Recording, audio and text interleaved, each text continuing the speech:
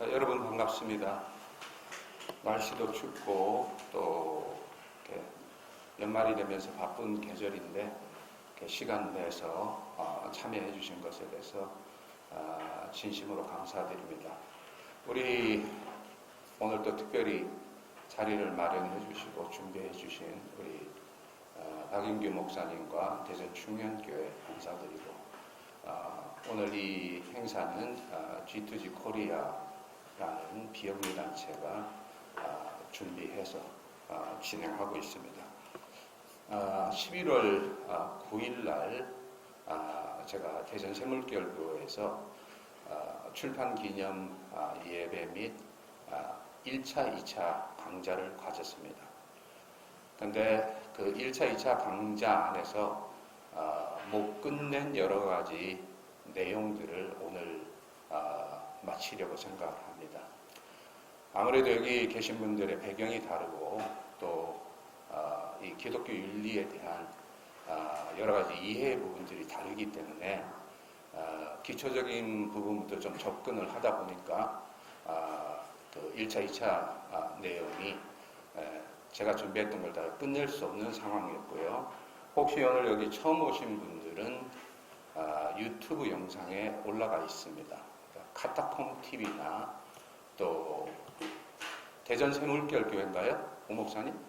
새물결 우쌤이라고. 새물결 우쌤? 우쌤. 예. 새물결 우쌤? 예, 우리 우 목사님에게 우리 우 목사님이 대전 새물교회 담임 목사님이십니다. 문의해 주시면 되겠습니다. 그래서 제가 그 박인규 목사님 소개한 것처럼 이번에 그러니까 10월달에 이 책이 이제 출판돼서 나왔고 이 책이 제가 지금까지 미국에서 한 25년 강의한 기독교 윤리를 말씀드린다면 집대성한 그런 책입니다. 그래서 그 내용이 우리 지금 보수적 복음주의들이 겪고 있는 문제들, 그러니까 한국 안에서의 문제만이 아닙니다. 미국 안에서도 지금 보수적 복음주의 교회가 갖고 있는 문제들이 크기 때문에 지금 세계가 전부 이렇게 양극화 현상이 많이 나고 있죠. 경제적 양극화뿐만이 아니라 뭐냐면 이 이데올로기의 양극화라고 할까요? 그러니까 말씀을 드린다면 이 기독교가 대변하는 미국과 특별히 한국에서 보수적 복음주의가 대변하는 그런 입장과 더불어 세속적 그런 가치관들이 점점점 더 벌어지는, 그리고 우리 한국도 어느 정권이냐에 따라서 상당히 교회가 갖고 있는 그런 목소리들과 그런 입장들이 굉장히 달라지는 걸 우리가 느낍니다. 그래서 전통적으로 보면 보수 경건주의는 정치에 우리는 관여하지 않는다 하는 입장을 취해온 것이 우리 한국 전통적인 역사였는데 사실 최근에 와서 보면은 한국의 보수 경건주의는 그 굉장한 정치적 성향을 교회 안팎에서 띠고 있습니다. 그 중에 대표적인 것이 우리가 알다시피 바로 태극기 집회와 그리고 정광훈 목사 현상 이렇게 볼 수 있고 이런 현상들은 쉽게 사라질 거라고 생각하지 않습니다. 동시에 우리 지금 한국교회는 제가 1강에서 좀 말씀을 드렸던 것처럼 전대미문의 위기를 맞고 있죠. 그래서 여러분들이 잘 아실 겁니다. 제가 이번 방문 동안에 많은 목회자들 만나고 또 신학교 행정가들과 총장님들과 또 이렇게 교수님들을 만나서 의논한 결과 이 과학적인 데이터는 아니지만 우리 한국교회는 아마 한 10년 지나면은 현재 숫자의 반 정도가 줄어들지 않을까 이렇게 생각하고 그 경향은 앞으로도 계속 이어질 거라 생각합니다. 그래서 그것은 벌써 신학교 학생 미달에서부터 나타나고 교회 안에서 30대, 40대 밑이 거의 이미 공백화 현상을 이루었어요. 50대, 60대가 있는 교회들은 재정적으로 코로나 기간을 견뎠죠. 왜냐하면 거기는 이미 헌신되어 있는 그런 분들이니까. 그렇지만 지금 30대, 40대 밑에는 뭐 거의 이 기독교와 상관이 없든지 아니면 기독교에 대해서 반대적인 입장, 반기독교적인 경향이 오히려 강합니다. 그러니까 이런 상황에서 교회를 어떻게 성장시킬 건가? 야, 우리가 어떻게 해야지 다시 옛날에 이 영광을 되찾을 수 있을까 하는 것은 잘못된 질문입니다. 시작부터. 그러니까 위기가 있을 때, 그러니까 형통할 때는 기뻐하고 고난의 때는 생각하라고 그랬죠. 그러니까 지금의 이 때는 이 위기는 그냥 쉽게 넘어갈 위기가 절대 아니에요. 제가 1911년에 한국교회 패러다임을 바꿔야 산다는 책을 썼습니다. 그 새물결 플러스에서 나왔어요. 그래서 제가 아무래도 이 새물결하고는 좀 인연이 있나 봐요. 어딜 가도 새물결하고 연결되니까. 그 책에서 제 나름대로 좀 분석을 했거든요. 분석을 했는데 지금 10년 후에 그 분석의 사실들이 더 말씀드리자면 강화된 거죠. 위기는 더 깊어진 거죠. 그래서 지금은 섣부르게 이 문제들을 해결하려고 목사님들이 거기에 재정을 들이거나 어떤 이런저런 것들을 찾는 거는 상당히 신중하셔야 돼요. 그 중에 특별히 뭐냐면 교회당 재건축입니다. 꼭 교회가 필요해서 리모델링을 한다든지 교회가 막 폭발적으로 성장하기 때문에 이런 것이 꼭 필요하다는 아주 절박한 필요 아니면은 지금부터 교회당에 여러분이 투자하는 것은 가성비가 엄청났습니다. 나중에 아마 그 교회당 때문에 짐이 돼서 여러분들이 교회가 갖고 있는 자산들을 거기에 다 집어넣어야 될 입장으로 갈 확률이 훨씬 높습니다. 그래서 저는 한국 교회는 바깥의 위기로부터 망할 어렵게 될 위험도 있지만 이 지어놓은 교회 당들을 유지하지 못해서 재정적 위험으로부터 먼저 한국 교회는 위기를 겪을 거라 하는 것이 제가 앞으로 5년에서 10년 후에 나타날 일종의 현상들이라고 생각합니다. 그러면은 이 형통할 때 기뻐하고 고난할 때 생각을 하라고 한다면은 오늘 여러분들과 나누는 이 강좌, 전번에 한 강좌는 뭐냐면 우리가 어떻게 하다가 쉽게 말씀드리면 이 꼴이 되었는가. 저는 언더우드 선교사님이 졸업한 뉴브론스윅 신학교에서 13년을 가르쳤습니다. 그래서 언더우드 선교사님에 대해서 공부하고 연구할 기회가 꽤 있었고요. 또 그런 기회를 통해서 제가 연세대, 그 다음에 언더우드 선교사님이 세우신 세문안 교회를 비롯한 40여 개 중에 많은 교회들을 둘러보고 방문할 기회가 있었습니다. 그러니까 우리 이 개신교가 들어왔을 때 말 그대로 폭발적으로 성장을 했죠. 우리 한국에 있었던 기본적으로 4가지 종교가 있습니다. 말씀드리면 샤머니즘이 가장 기층에 흘러요. 그래서 우리의 종교성은 굉장히 밑바닥이 샤머니즘적인데 그것이 그 다음에 들어오는 종교들을 다 변화시켰어요. 그 다음에 들어온 불교도 우리 한국에 이 사찰에는 독특한 게 있어요. 삼신전인가요? 그러니까 애를 못 넣으면 가가지고 비는 거는 인도 불교나 다른 불교에서 찾아보기가 어려워요. 우리 한국의 샤머니즘적인 영향이 불교의 한 부분이 된 거예요. 그 다음에 들어온 종교가 유교죠. 그러니까 유교는 뭐부터 시작을 했냐면 불교의 배척부터 시작했고 유교 속에 종교적 내용이 있지만 사실은 굉장히 삼강오륜 이렇게 해서 윤리적인 것이 강한 종교입니다. 그래서 공자한테 너 하나님이 신이 있다고 믿냐 했더니 대답이 내가 인간의 일도 다 모르는데 어떻게 신의 얘기를 하겠냐 이렇게 답을 했다거든요. 그래서 우리가 아는 것처럼 척불했죠. 유교는. 그렇지만 민간신앙에 있어서 우리가 왕비열전 같은 거 이조실록을 보면 무슨 일이 있으면 굿하고 그랬단 말이에요. 나락굿을 했죠. 비 안 오고 이러면. 그 다음에 들어온 게 캐톨릭이었어요. 그 캐톨릭이 들어온 지 무려 200년 후에 개신교가 들어와서 국민의 거의 30%에 이르도록 성장을 한 건 세계 유래를 특별히 아시아에서는 뭐 일본, 중국에 얼마나 개신교가 들어갔습니까? 그거에 비하면은 우리는 굉장히 괄목한 성장을 가져왔는데 또 이렇게 빨리 이렇게 해가지는 이 개신교 역사도 역사상 드뭅니다. 그러니까 지금은 여러분이 이 예를 들죠. 차를 몰고 가다 방향을 잃었으면 막 차들이 많은 쪽으로 그냥 그 차 따라갑니까? 아, 절로 많이 가니까 내가 방향이 저건가 보다 그냥 따라갑니까? 아니면은 그냥 뒤에 사람, 옆에 사람이 일로 가야 돼. 절로 가야 하는 대로 합니까? 제일 중요한 그때는 서서 한쪽에다 차를 대고 방향을 찾아야죠. 그렇죠? 방향을 찾은 뒤에 그리고 목적지까지는 여기서부터 어디까지 얼마까지 걸리고 어떤 길로 가야 되겠다 하는 걸 파악한 뒤에 가는 것이 누구한테 물어보더라도 합리적인 결정일 겁니다. 지금 교회 위치도 마찬가지죠. 지금 많은 분들이 이쪽 저쪽에서 교회당 재건축하니까 같이 재건축.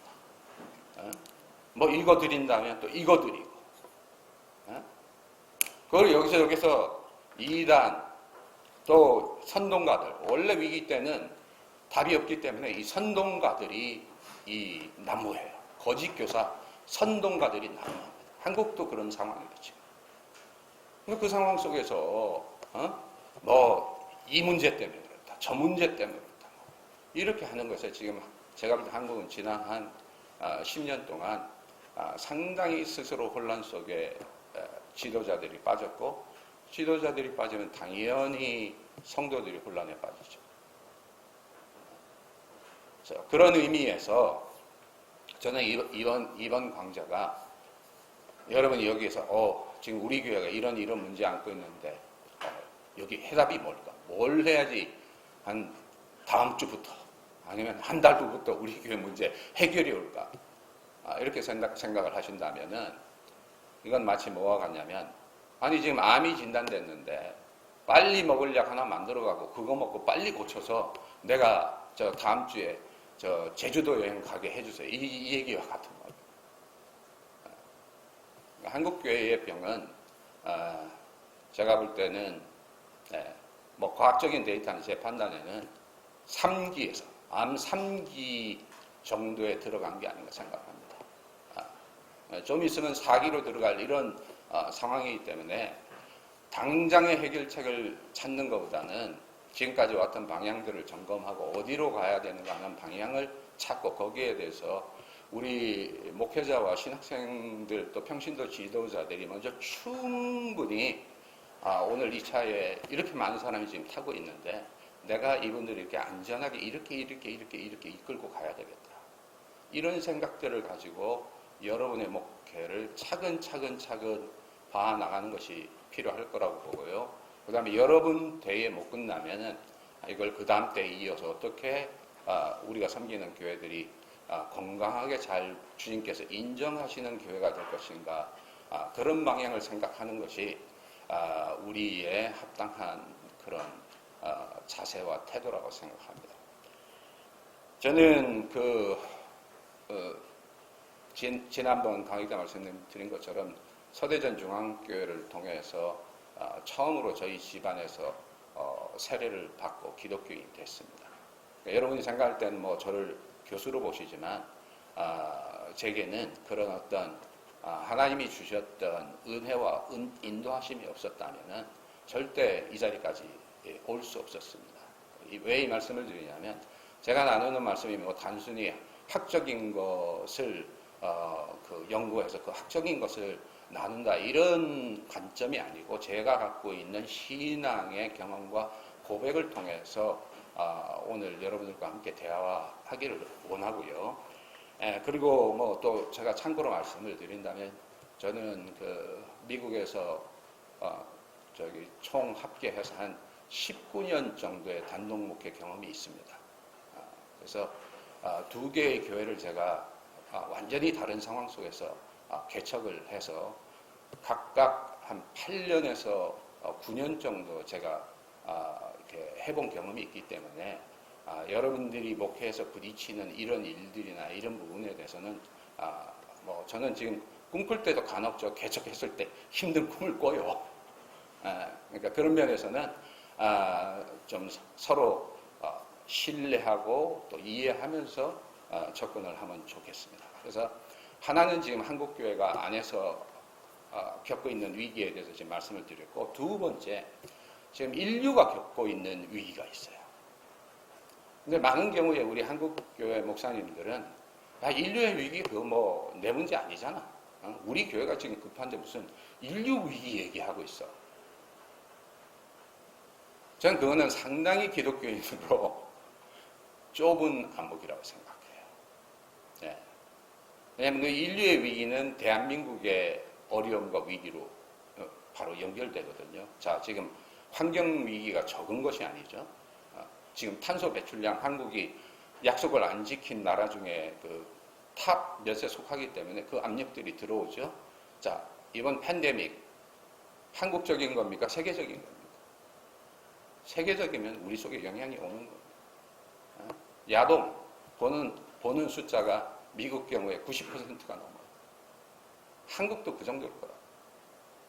그래서 여기 뭐 N번방 해가지고 왜 이 엄청난 사건들이 일어나죠. 그런 것이 다 세계적인 흐름 속의 한 부분으로 한국의 독특성을 가지고 나타나는 건데, 여러분은 직접 관련을 안 하셔도 돼요. 목회자들은. 왜냐하면 거의 교회 안에서 사시니까. 그리고 거의 교회 다니는 사람들 만나고.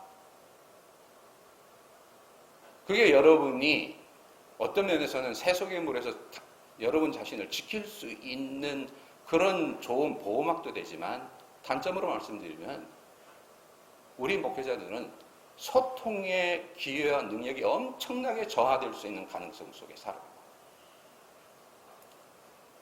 그나마 일반 대학 공부하고 또 세상에서 어떤 이런저런 일들을 겪어본 분들은 좀 경험의 폭이 넓지만, 교회 안에서 태어나서 교회에서 자라서 교회 사람들만 만나고 큰 사람들은 이 소통의 능력 자체가 상당히 약하게 있어요.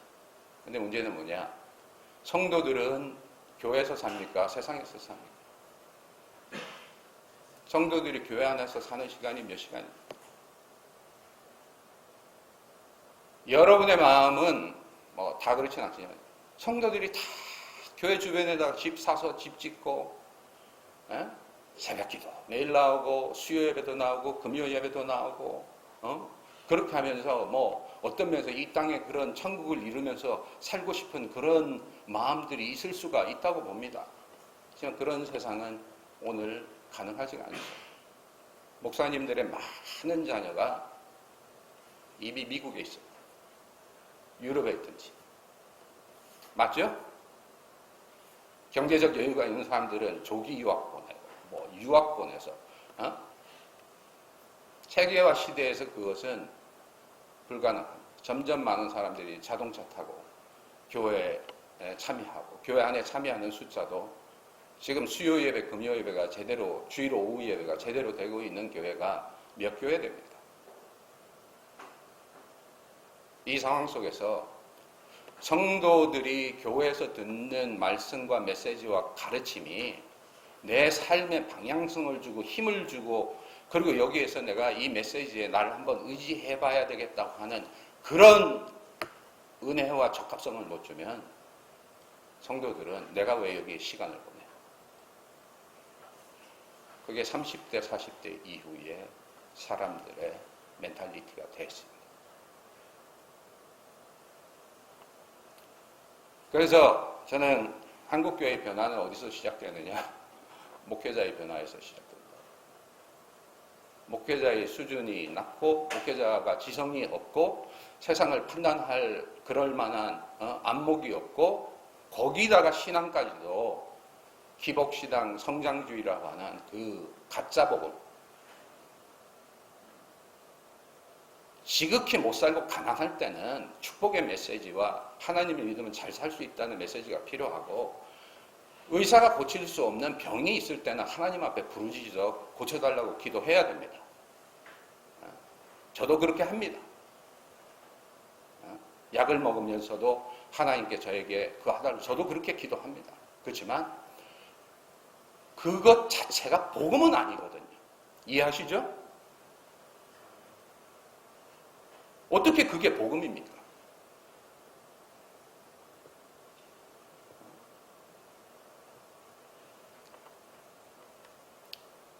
그 다음에 제가 전번에 말씀드린 보수적 그 경건주의. 개인적으로 볼 때 상당히 좋아 보여요. 그런데 이거는 세상에 나가서 힘을 못 씁니다. 아까 말씀드린 것처럼 교회 안에 태어나서 교회에서 자라고 교회에서 살고 교회에서 생명을 끝낼 사람들한테는 보수 경건주의가 어느 정도 교인끼리 한테는 통할지 모르지만 성도들이 밖에 나가서 보수 경건주의로 사는 성도가 몇 명인지 한번 보세요. 이미 퇴직한 60대, 70대, 80대는 보수적 경건주의를 어느 정도 지킬 수 있지만 제가 분석하고 판단하고 얘기를 들은 거로는 교회에 오면 보수 경건주의, 세상에 나가면 세상의 법을 따르고 있는 게 대부분의 오늘 기독교인들의 모습이에요.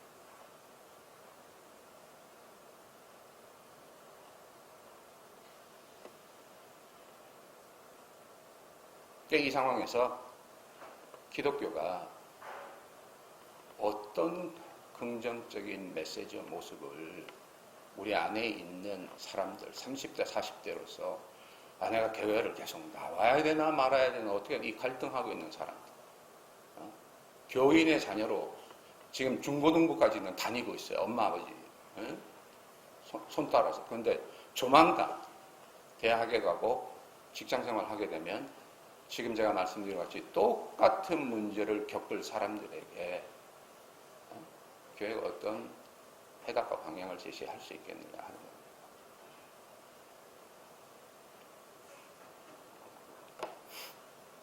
그래서 저는 이번에 하고 있는 강의의 제목을 위기의 한국교회를 위한 새 술과 새 부대를 찾았습니다.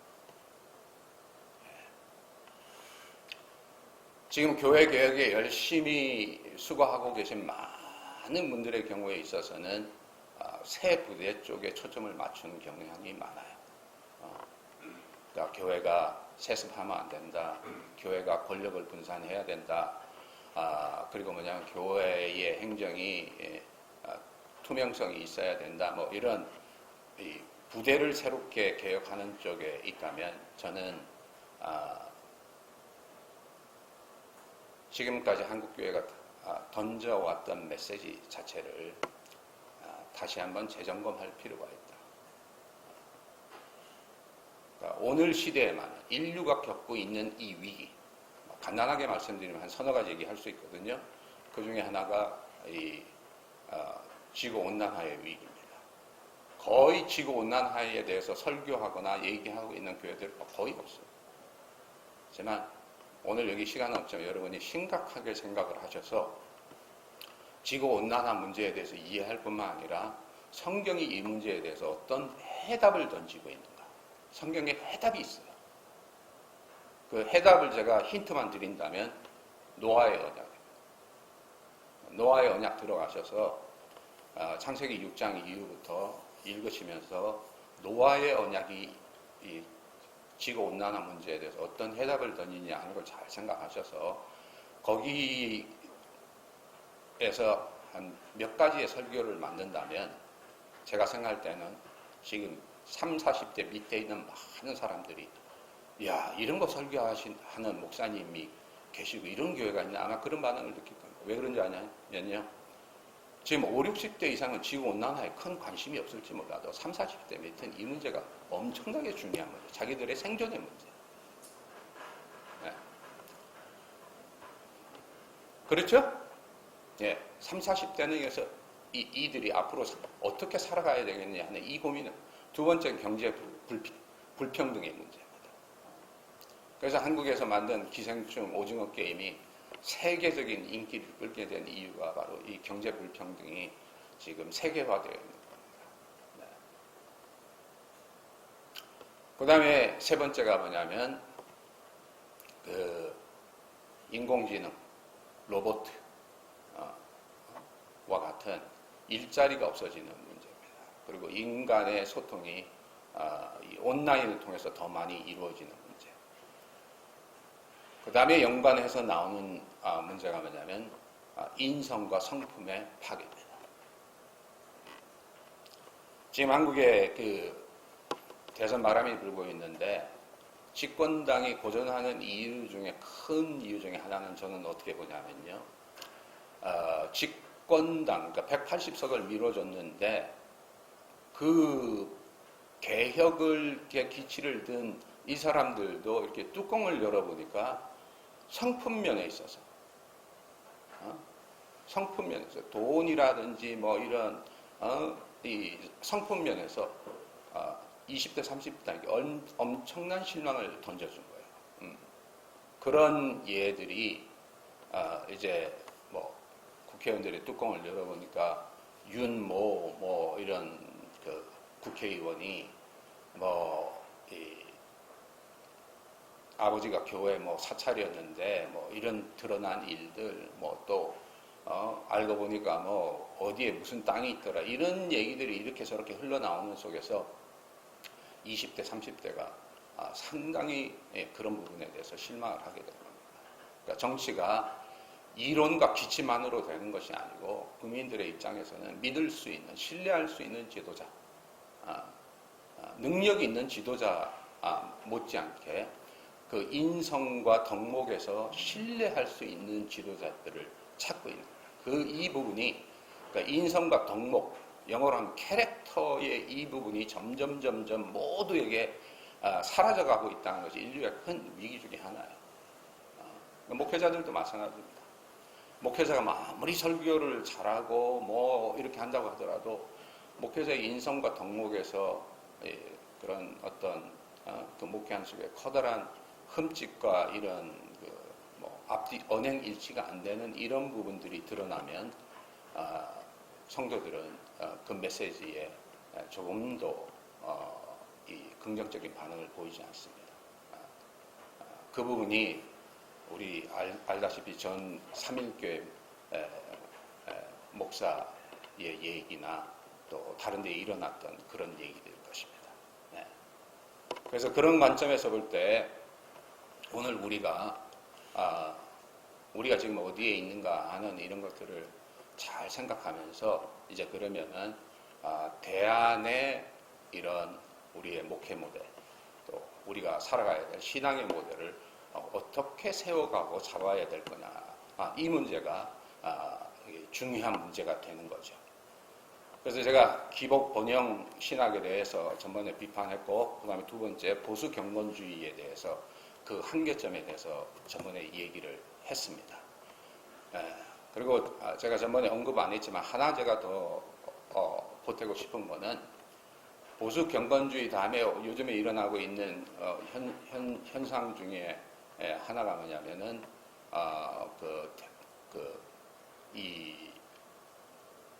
뭐라 그럴까 휘발성이 있는 그런 어떤 뭐냐면 이 포스 모던적인 탈모던적인 이 예배나 집회 현상이에요. 그것이 힐송을 통해서 일어나는 건데 뭐 모여서 젊은이들이 드럼 치고 막 찬양 1시간 부르고 뭐 이러면은 뭐나 일어난 것 같은 전 그 자체가 나쁘다고 전혀 생각하지 않습니다. 근데 왜 제가 휘발성이라고 그러냐면 휘발성의 영성이라고 그럴까요? 그 끝난 뒤에는 뭐 전혀 변화가 없어요. 그때 한번 카타르시스 딱 하고 나가면 그냥 살던 대로 사는 거예요. 그러니까 멋진 축구 경기 한번 딱 보면 기분 좋다 하고 돌아가면 똑같으시. 네. 그러니까 이런 여러 패턴이 나오는 속에서 이제 한국의 공공신학, 성교적 교회 이런 얘기들이 많이 대두되죠. 그런데 저는 그 두 가지가 중요하다고는 인정하지만 공공신학과 성교적 교회라는 그 모델만으로는 절대 오늘의 위기를 이길 수가 없어요. 저도 공공신학을 가르치는 사람입니다. 글도 썼고. 우리 플러신학교가 성교적 교회 굉장히 강합니다. 많은 우리 한국교회 목회자들이 성교적 교회를 배우러 옵니다. 하지만 성교적 교회와 공공신학을 담을 수 있는 틀이 뭐냐? 그게 바로 새 언약의 모델이라는 게 제가 오늘 여러분들과 나누는 겁니다. 네. 자, 지금까지 배경에 대해서 제가 좀 이제 오늘 새로 오신 분들을 위해서 좀 말씀을 드렸다면요. 전번에 제가 이제 언약이 뭐냐 하는 것에 대해서 말씀드렸고, 구약에 287번 언약에 대한 언급이 있어요. 신약에 33번 언약에 대한 언급이 있어요. 그러니까 구약 안에서는 287번이니까 엄청난 숫자의 그러니까 이스라엘 백성은 언약의 백성이에요. 근데 신약으로 오면서 33번이니까 이건 뭐 상당히 상대적으로 숫자가 적어지니까 이건 뭐 중요성이 없어진 것이 아니냐 이렇게 생각합니다. 이거는 말씀을 드린다면 성서신학을 이해하지 못해서. 왜냐하면 신약은 구약을 전제로 합니다. 다시 말씀드릴게요. 신약은 구약을 전제로 합니다. 맞죠? 그 다음에 두 번째는 예수님은 구약을 전제로 당신이 누구인가를 소개하고 그 다음에 사역을 하셨어요. 그래서 예수님의 타이틀이 다 구약과 연결된 타이틀이에요. 예수님이 구약에서 약속한 것들을 실현하시는 것이지, 약속도 없었고 구약에서 어떤 언급도 없었던 걸 갑자기 본인이 독창적으로 만들어낸 건 없다 이 말이에요. 그래서 예수님이 구약에 아담이 있다면 예수님은 새 아담이에요. 구약에 아브라함과 다윗이 있다면 예수님은 아브라함과 다윗의 자손이 되는 거예요. 구약에 모세가 있다면 예수님은 새 모세가 되는 거예요. 그리고 그는 구약에서 약속한 메시아. 그러니까 신약의 저자들은 언약을 다 전제로 했지만 굳이 언약에 대해서 언급이 없더라도 언약이라는 틀 밑에서 바로 뭐냐면 예수님의 사역과 죽음과 부활이라는 이것을 해석하고 나간 거예요. 구약에 하나님의 나라라고 하는 말이 많이 안 나타난다고 해서 구약에 하나님의 나라가 없는 게 아니듯이. 그래서 그런 면에서 언약은 신약과 구약을 관통하는 하나의 이 일관성이 있는 구조틀입니다. 그게 다르게 표출될 뿐이에요. 그래서 우리가 구약, 신약 하는 그 약이 바로 언약을 줄인 말이에요. 언약을 줄인 말이에요. 그러니까 전번 약속, 새로운 약속 이렇게 되는 겁니다. 그러니까 신약을 다르게 표현하면 신약이 무슨 책이냐? 새 언약의 책이 됩니다. 이해되시죠? 신약을 풀면 새 언약이 되는 거예요. 물론 구약에는 여러 가지 언약이 있지만 그 중에 대표적인 거는 모세의 언약이죠. 모세의 언약. 그래서 우리는 많은 경우에 언약에 대해서 특별히 우리 그 개혁 신학에서는 개혁 신학이 그 세계의 변화를 가져올 수 있었던, 특별히 서구, 미국 여기에 특별히 영국과 미국의 엄청난 변화, 그리고 독일도 마찬가지, 스위tzerland도 여기에 큰 이런 정치 경제적 변화, 근대 문명 두 가지 딱 말씀드린다면 민주주의와 자본주의가 오늘 형태로까지 나오도록 이것을 할 수 있었던 바탕에 뭐냐면 언약 사상이 있는 겁니다. 이건 뭐 제가 그냥 끌어다가 이게 저 붙인 거 절대 아니에요. 전번에 말씀드린 것처럼 엄청난 책자들이 이거에 대해서 예수 믿는 사람도 쓰고 안 믿는 사람도 쓴 책들 속에 그렇게 나와 있어요. 그럼 지금 어떻게 됐냐? 그때 가졌던 언약의 틀들이 부분적으로는 불완전했어요. 두 번째는 그 약효가 떨어졌어요. 그래서 지금 민주주의와 자본주의가 흔들리고 있는 거예요. 전 세계적으로.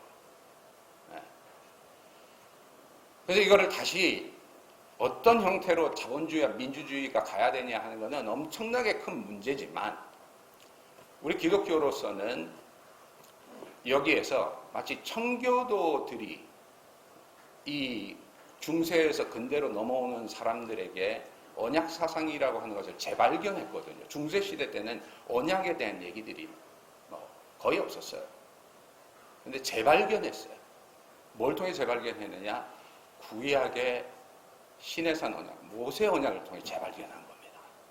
그리고 그걸 통해서 민주주의라는 정치 시스템을 만들어낸 거예요. 당시에 있었던 보통법이라든지 또는 이 계몽주의 사상과 이렇게 잘 연결을 해서 만들어냈다면 지금 언약 사상 자체가 점차적으로 기독교 안에서도 그렇고 세계 안에서 뭐 거의 감춰지다시피 합니다. 그래서 저는 다시 이 언약 사상을 옛날 거 그냥 꺼내서 이렇게 하자 이게 아니고 언약 사상을 성경에서 꺼내되 새 눈으로 꺼내는 거예요. 새 눈으로 꺼내서 새롭게 재구성해서. 근데 개혁 신학자들이 구약에서 중심에서 꺼냈다면 저는 어디에서 꺼내냐면 신약에서 꺼내요. 어디서 꺼내냐면 예수님의 마지막 만찬에서 말씀하신 이 잔을 들면서 이것이 내 피로 세우는 새 언약이니 하는 그 새 언약에서 꺼내. 새 언약에서 꺼내서 다시 교회를 쳐다보고 그 다음에 우리 사회를 보자 이거예요. 민주주의, 자본주의 이런 것들을 보자. 그게 이제 말씀드린다면 이 책에서 하고 있는 작업입니다. 오늘 제가 아무리 강의를 하더라도 이 책에 있는 거를 다 커버할 수는 없습니다. 시간이. 이해되시죠? 그러니까 오늘 제가 말씀드리는 건 최소한 여러분이 기본적으로 가져야 될 하나님 앞에서의 영성의 자세, 신앙의 자세와 교회를 어떻게 섬기고 교회가 가야 될 그런 방향, 그리고 우리가 사회하고 어떻게 관계하면서 해야 되는 그 기본적인 부분들을 제가 시간 되는 대로 이렇게 잡아드리려고 하는 거예요. 그러니까 지금 제가 한 얘기들이 상당히 농축된 얘기이기 때문에 여기 계신 분들 중에 개혁신학 그 중에서도 언약에 대해서 관심이 있었던 분들은 뭐 그 언약 벌써 얘기한 게 아니야. 거기 뉘앙스의 차이가 있습니다. 이 책의 그 디시스 주제 자체가 바로 뭐냐면 개혁신학이 가졌던 구약 중심의 것을 신약 중심의 예수님의 새 언약으로 옮기지 않으면 그 개혁신학과 개혁교회들은 지금까지 저질러왔던 여러 가지 실수들, 문제들, 그건 시간이 없어 다 말씀 못 드려요. 그 대표적인 서구에서 그 식민전 정책과 인종차별주의입니다. 그런 것들을 뛰어넘을 수 없다. 자, 그러면 언약이 뭐냐? 언약은 쉽게 얘기하면은 서로 다른 두 당사자가 어떤 합의에 이르는 것. 그러니까 그게 계약하고 굉장히 비슷해요. 네? 언약과 계약은 달라요. 그리고 그 중간에 뭐가 있냐면 내가 한국말로 어떻게 번역이 됐는지 모르겠어요. 컴팩트라는 게 있어요. 컴팩트. 영어로 언약은 카베넌트예요. 계약은 컨트랙이에요. 컨트랙이라는 얘기는 많이 들어보셨죠? 여러분 차 사는 거, 집 임대하는 거 다 컨트랙이에요. 그 다음에 컴팩트가 있어요. 이거는 이 정치적인 형태의 이 계약이라고 볼까. 그러니까 계약과 언약 중심 그 사이에 존재하는 거예요. 그리고 언약은 뭐냐면은 하나님과 우리가 합의에 이르든지 아니면 하나님 앞에서 하나님 앞에 맹세하면서 양자가 합의에 이르는. 그래서 결혼을 성경책을 놓고 하는 거는 그래서 결혼은 계약이 아니에요. 그죠? 결혼은 언약이에요. 언약인 이유는 성경에서 하나님 앞에 맹세하잖아요. 대중의 공인들을 두고. 그래서 이 중에서 제일 중요한 것이 뭐냐면 성경엔 여러 종류의 언약이 나와요.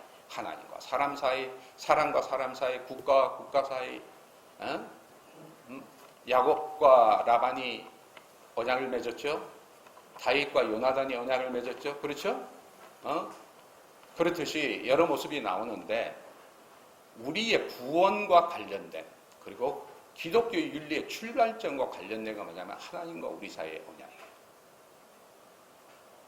그리고 여기서 중요한 건 뭐냐면 그래서 노아의 언약이 굉장히 신학적으로 중요하고 성경 전체에서 중요합니다. 거의 관심들 안 가져요. 하나님은 인간하고만 언약을 맺은 게 아니고 땅과 다른 피조물과도 언약을 맺었어요.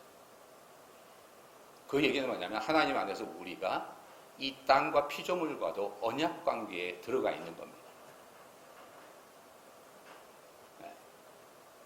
그래서 항상 하나님과 인간이 맺는 언약에는 땅이 포함돼요.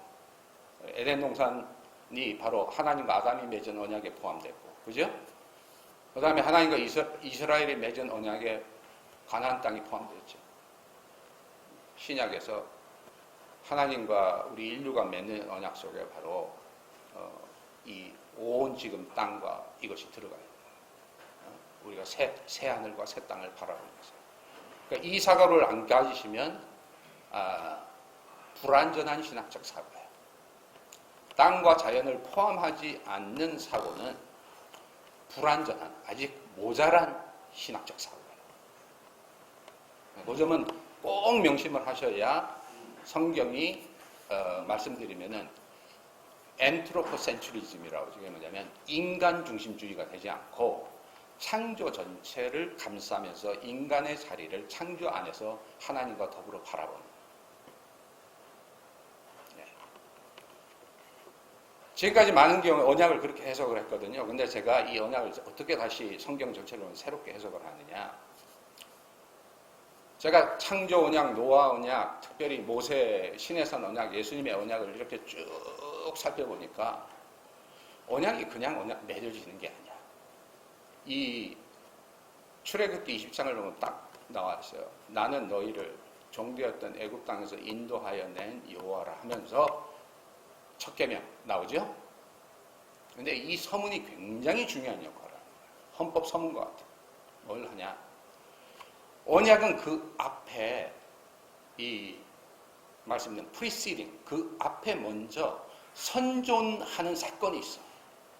하나님의 사건이 있어요. 지금 하나님과 사람, 땅과의 언약에 대해서 말씀을 우선 드린 겁니다. 그 선존하는 사건이 뭐냐면 하나님의 구속과 해방의 사건이 먼저 존재하고, 그러니까 신의 산에서는 뭐냐면 이스라엘 백성을 먼저 애굽에서 끄집어낸 뒤에 그 다음에 언약이 들어요. 예수님의 산상수훈도 마태복음 4장 이 앞뒤 부분을 여러분 보시면, 특별히 4장을 보시면 예수님이 먼저 병자들을 고쳐주고 귀신을 내쫓고 한 뒤에 그 중에서 따라온 제자들에게, 제자들이 나온지라니까 제자들에게 산상수훈을 주신 거예요.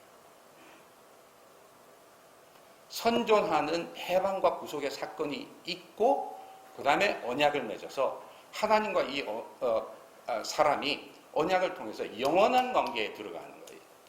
자, 이해되시죠? 노아의 언약도 마찬가지예요. 먼저 홍수에서 건져 주시고 그 다음에 언약을 맺어요. 언약 맺고 홍수에 건져 주는 게 아니에요. 그러면 언약 앞에 뭐가 존재하냐? 해방과 구속이 존재하고, 그럼 언약 후에 뭘 하냐? 그냥 언약 갖고 그냥 끝난 거예요? 이 결혼 언약이 상당히 성경 안에서 중요합니다. 그런데 결혼 언약만이 성경에 하나님과 우리 관계를 비유하기 위해 나와 있는 것은 절대 아니에요. 때로는 아버지와 아들 관계로도 이 언약을 표시해요. 근데 결혼하면 여러분 총각 하룻밤 신혼여행 한 뒤에 저기 처녀 총각으로 따로 떨어져 삽니까? 아니죠. 같이 살아야죠. 그러니까 결혼은 결혼 생활에 들어가는 거고, 결혼식은 들어가는 거고, 들어간 뒤에는 의무가 뭐예요? 그 안에 살아야 되는 거예요. 세례는 그리스도의 몸에 들어가는 거고, 그렇죠? 교회 생활에 들어가고, 들어간 뒤에는 어떻게 해요? 그 안에서 살아야죠. 사는 거의 목적이 뭐겠어? 결혼으로 비유하면, 저는 뭐 결혼했다고 해서 꼭 애를 낳아야만 되는 것이 반드시 하나님의 뜻이다, 어떻다, 그렇게까지는 해석을 안 합니다. 그건 시대적으로 봐야 돼요. 왜냐면 독신으로 사는 사람들도 있고, 뭐 독신으로 사는 것 자체가 잘못이라든지 불완전하다든지 그렇게는 볼 수 없어요. 필요에 따라 독신으로 살 수 있어요. 예수님도 독신이었고, 바울도 독신이었고, 바울도 어떻게 했어요? 과부들한테, 젊은 과부 살 수 있으면 혼자 살아라 했지 않습니까? 그러니까 그런 건 잘 보셔야 돼요. 근데 우리가 이상적인 결혼을 생각해 보세요. 이상적인 결혼을 생각하면 부부가 결혼해서 더 관계가 깊어지고 사랑하고 그 결과로 아이들을 낳고 그래서 이들이 혼자 살 때보다 훨씬 행복하고 기쁘고 즐겁고 번성하고 이 충만한 삶을 살아가는 그게 결혼의 이상적 모습이잖아요. 그렇죠? 언약이 뭐냐? 하나님과 우리가 언약에 들어간 뒤에 우리가 그 하나님과 그리고 부부가 결혼하면 부부하고 애들만 관계가 좋은 게 아니고 자녀끼리도 좋아야 되잖아요. 그렇듯이 우리와 다른 사람이 자연과 다 더불어서 번성하고 충만하면서 잘 이 땅과 다른 사람에 대한 청지기와 섬김의 역할을 하면서 살아가는 그거를 영어로 하면 플로리싱이라고. 그게 바로 번성이죠. 그리고 그것이 지향하는 마지막 목적이 뭐냐면 샬롬입니다. 그래서 샬롬을 이상적으로만 생각하면 안 돼요. 마치 뭐 극락, 뭐 이런 것처럼 그렇게 생각하면 절대 안 됩니다. 그냥 우리 한번 따라 해봅시다. 이 바깥에는 춥고 안에는 따뜻하면 자칫하면 졸리기가 쉽거든요. 그러니까 언약 없이 샬롬 없다. 한번 따라 합시다. 이해되시죠? 그러니까 가정에도 샬롬이 깃들려면 평화가 깃들려면 언약이 잘 다져지고 그 언약이 활성화돼야 돼요. 언약의 활성화. 그러면 평화가 오고 샬롬이 오죠. 그거를 지난번 강의한 것에 이어서 제가 다시 풀어서 나가면 샬롬이 뭐의 극대치냐? 언약의 극대치인데 그걸 풀면 어떻게 되냐면 의와 사랑과 능력의 극대치가 되는 거예요. 의와 사랑과 능력의 극대치가 돼요. 의도 완성이 되고 뭐 안에서? 사랑 안에서 완성이 되고 한 사람 한 사람이 갖고 있는 하나님이 주신 은사가 탤런트와 기프트와 그 능력이 극대치까지 자라갈 수 있도록 의와 사랑이 그것을 도와서 다 모두가 자기 삶의 어떤 이 충족감을 느끼는 그거는 뭐에서 오는 거냐? 돈이 많다, 권력이 많다 해서 나오는 게 아니고 자기 실현을 통해서 오는 만족감.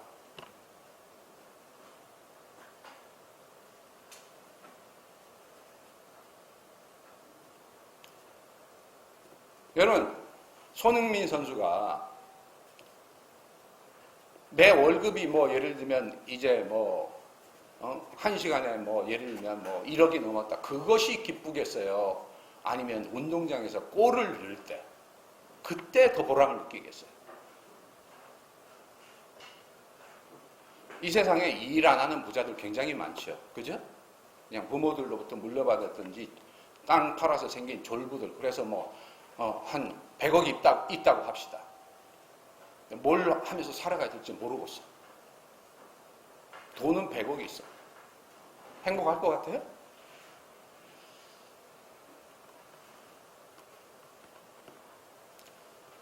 제 말 뜻 이해하실 겁니다. 그죠? 이 세상에 돈 벌기 위해 예술을 하는 사람 없어요. 진정한 음악가들은 돈 벌기 위해 내가 바이올린 배워서 부자 돼야 되겠다. 우리 인간의 가장 기본적인 것은 자기 실현에 큰 욕구가 있어요. 근데 오늘 우리가 사는 삶은 왜 이렇게 복잡하고 뒤집어졌냐? 의와 사랑은 싹 없어진 데서 모두가 자기 실현을 하려고 하는데 이 자기 실현이 잘못돼서 뭘 통해? 돈을 통해 하려고 하니까 이게 이렇게 어지러운 세상이 됩니다. 근데 언약은 의와 사랑과 능력을 같이 키워가요.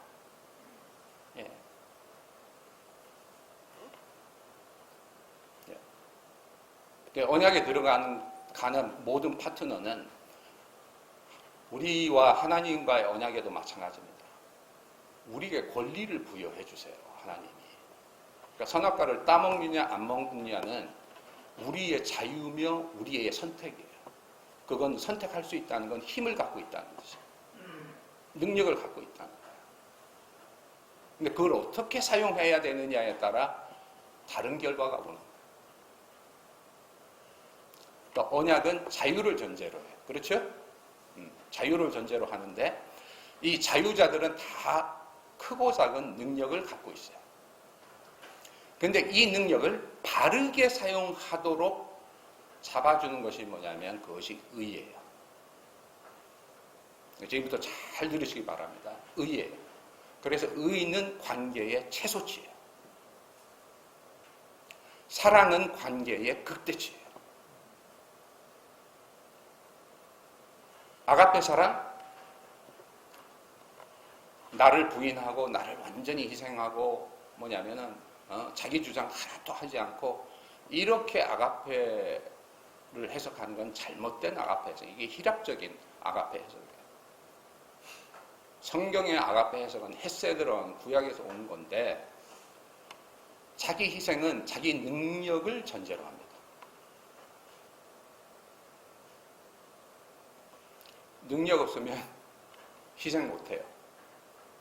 저기서 제가 여기서 하는 능력은 돈을 얘기하는 거 아닙니다. 이해되시죠? 네.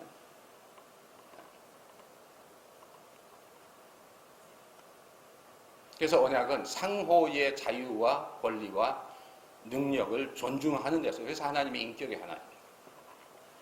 우리가 악을 선택하면 그 악을 선택한 것에 대해서 하나님은 어떻게 안 하세요? 다른 선택을 하도록 여러 요나처럼 이 폭풍을 보내고 해서 다른 결정을 하도록 하지 그 밑에서 끝까지 물고기 뱃속에서 회개 안 했다고 그러면 어떻게 되겠어요?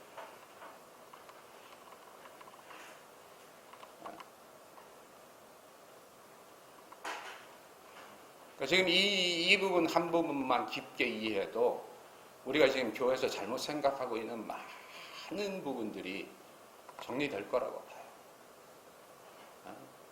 성경의 하나님이 어떤 하나님이죠? 어떻게 인간을 대하느냐? 깡패, 조폭두목 아닙니다. 하나님. 뭐 하라면 해. 뭐 무조건 그거 해. 뭐 물론 우리가 하나님 앞에 순종적인 자세를 취하면서 해야 되지만 그렇다고 해서 뭐 하나님이 그렇게 우리 대하는 분이 아니에요.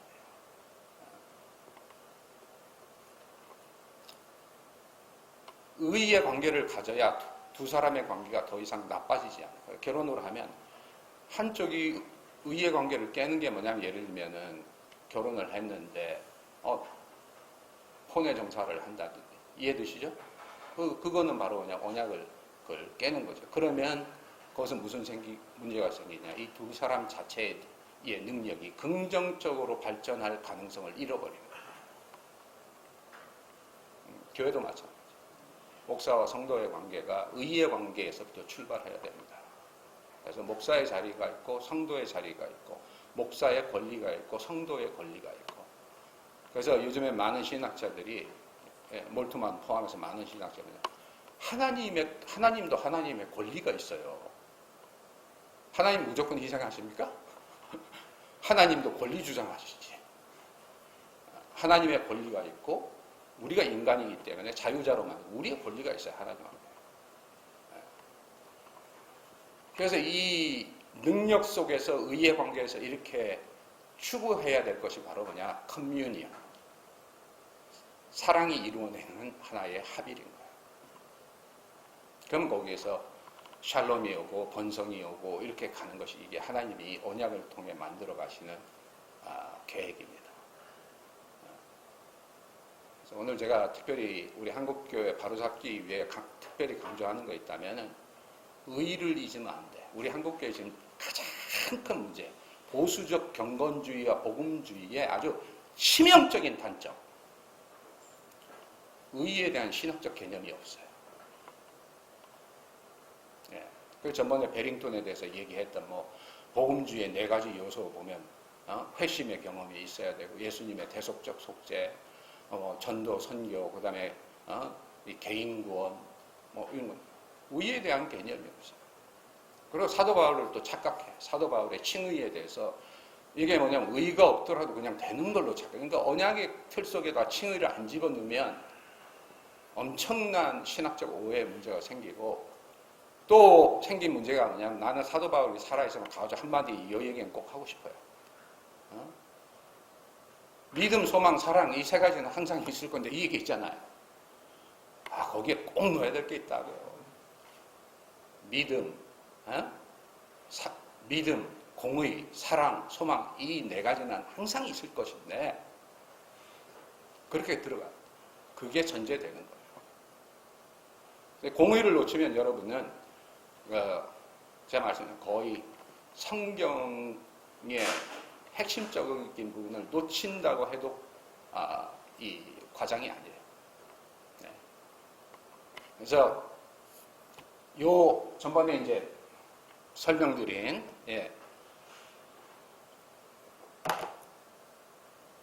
언약이 그냥 당사자가 만나서 합의하는 것만이 아니라 앞에 해방과 구속이 있고 그 언약이 나가는 목표, 언약이 맺어진 데 언약에 거해야 된다고 그랬죠. 거해서 추구하는 목적은 뭐냐면 오늘 우리 역사에 살아간 사람 회복인 거예요. 뭐 회복? 샬롬의 회복인 거예요.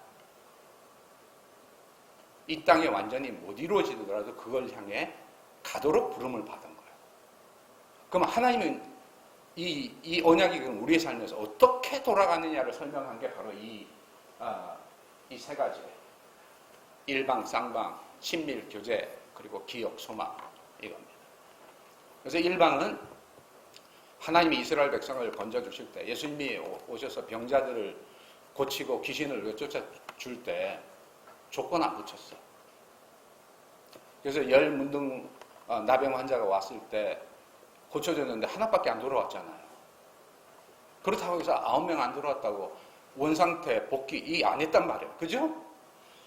하나님의 무조건 사랑적인 사랑을 베풀고 거기에서 하나님이 뭘 원하냐면 믿음을 통해서 우리가 쌍방관계를 맺기로 우리 믿음으로 이제 하나님의 초청을 받아들이는 거예요. 뭐가? 너희는 내 백성이 되고 나는 너희 하나님이 되리라.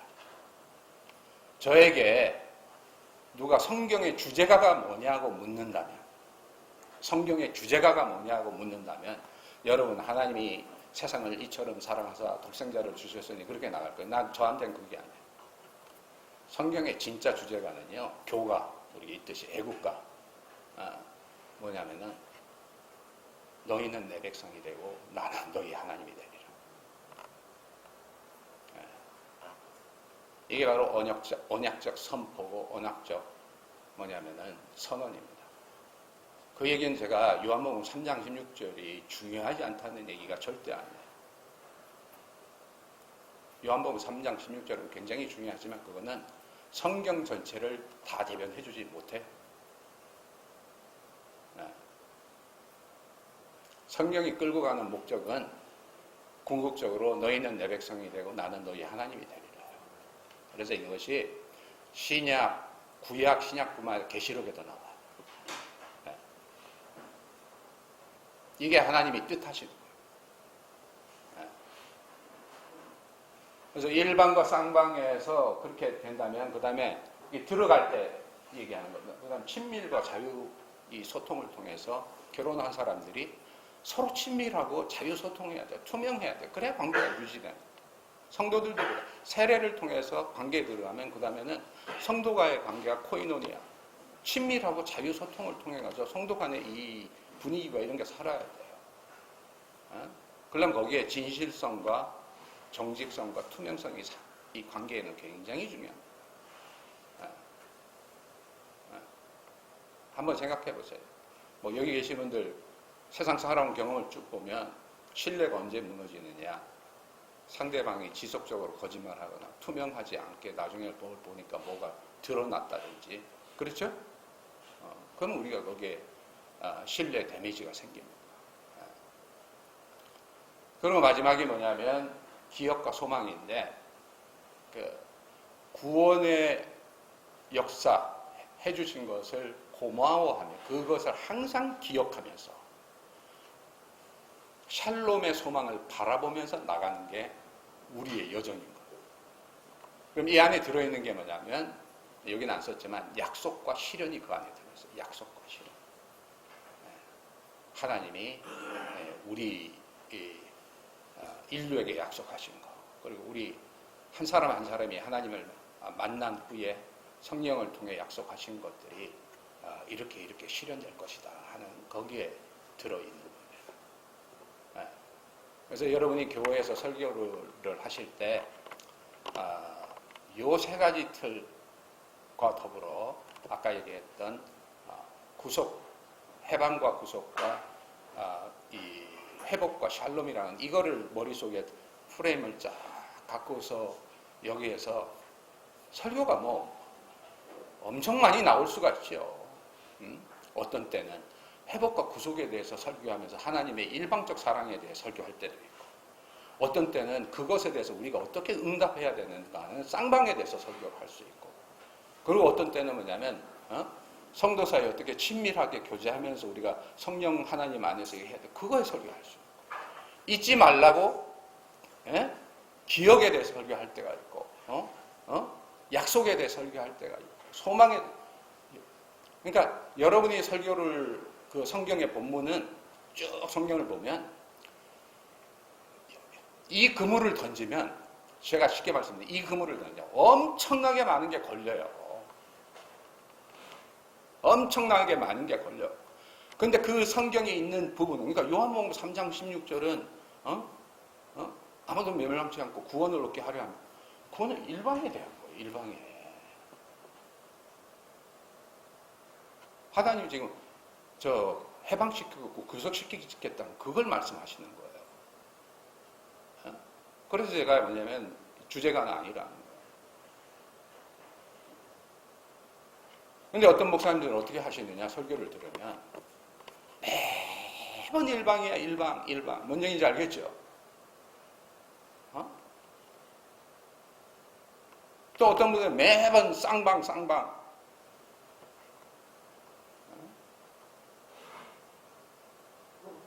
그게 신학적 밸런스를 잃은 설교가 되고, 그렇게 계속 성도들을 그런 식으로 먹이면 여러분 성도들이 비타민 A, B, C, D, E 해가지고 뭐 종류가 얼마, 그걸 골고루 먹여주는 게 아니라 어느 목사님한테 가면 그냥 비타민 D만 먹여.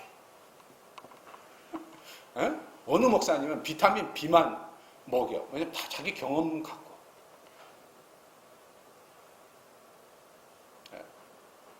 그거는 간증이지. 죄송합니다. 그거는 따지고 보면 간증이지. 신학적 소양을 가진 지도자의 역할이라고 볼 수 있어요. 이게 너무나 안타깝게 지금 우리 한국교회의 이 그 강단 안에서 일어나고 있는 현상들입니다. 제가 기분 나쁘게 했으면 용서해 주세요. 이단이 어디서 나오느냐? 구원파 어디서 나오느냐? 일방만 끌어갖고 전체를 해석하니 구원파들. 소망을 이상하게 틀어갖고 지금 뭐 14만 4천이 어떻고 이게 벌써 이렇게 됐고 뭐 보혜사가, 그러면 또 이단이 되는 거예요.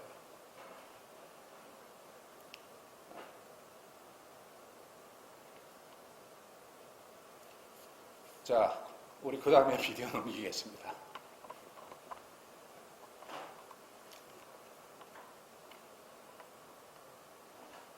다음 비디오.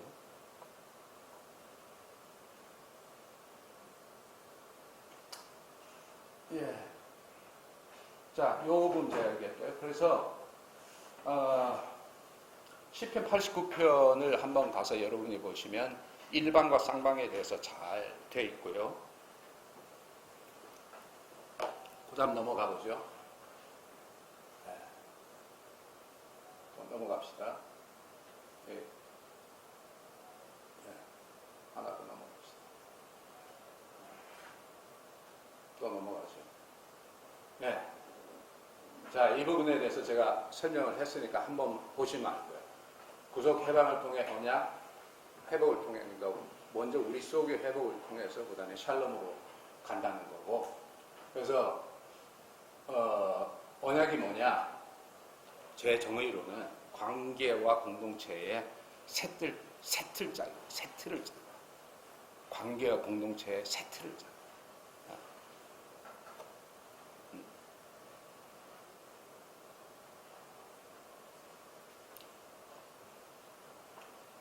그리고 이 세틀짝의 궁극적인 목적은 샬롬이다. 넘어가죠. 자, 그 다음에 이거 보겠습니다.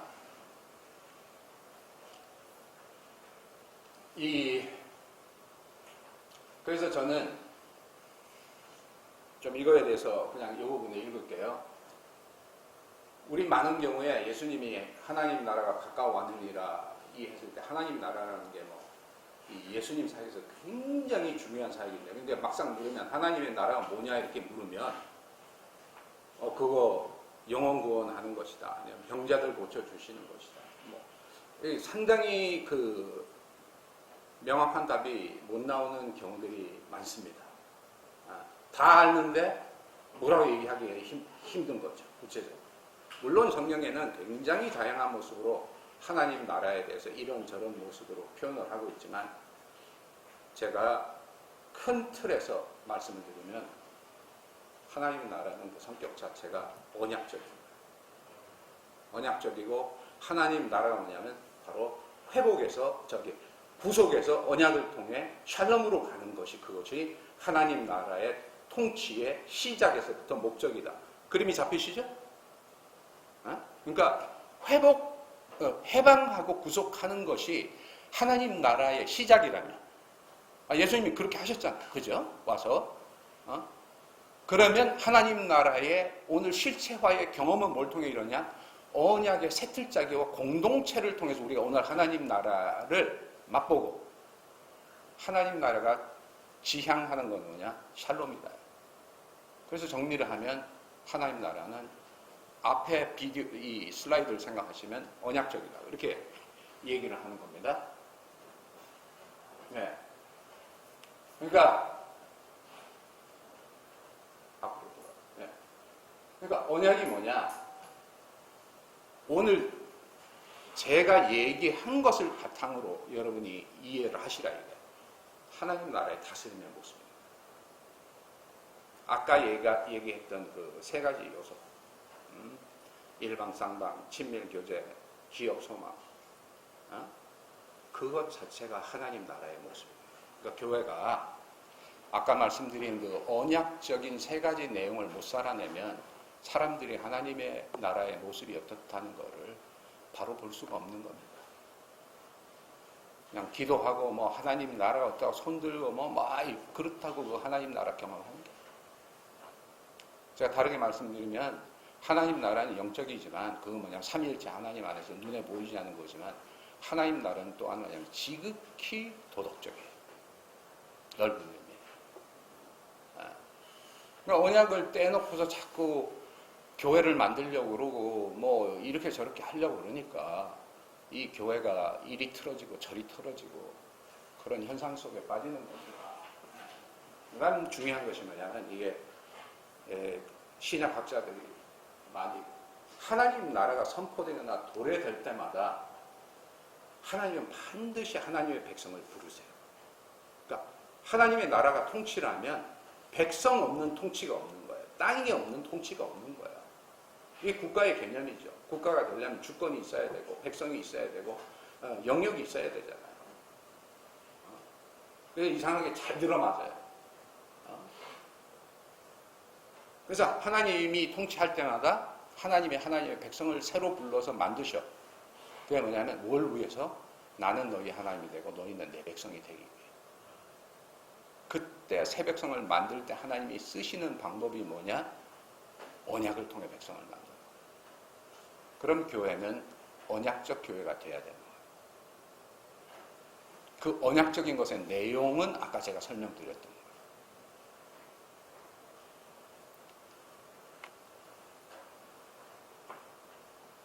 그래서 백성 없는 하나님의 통치는 없어요.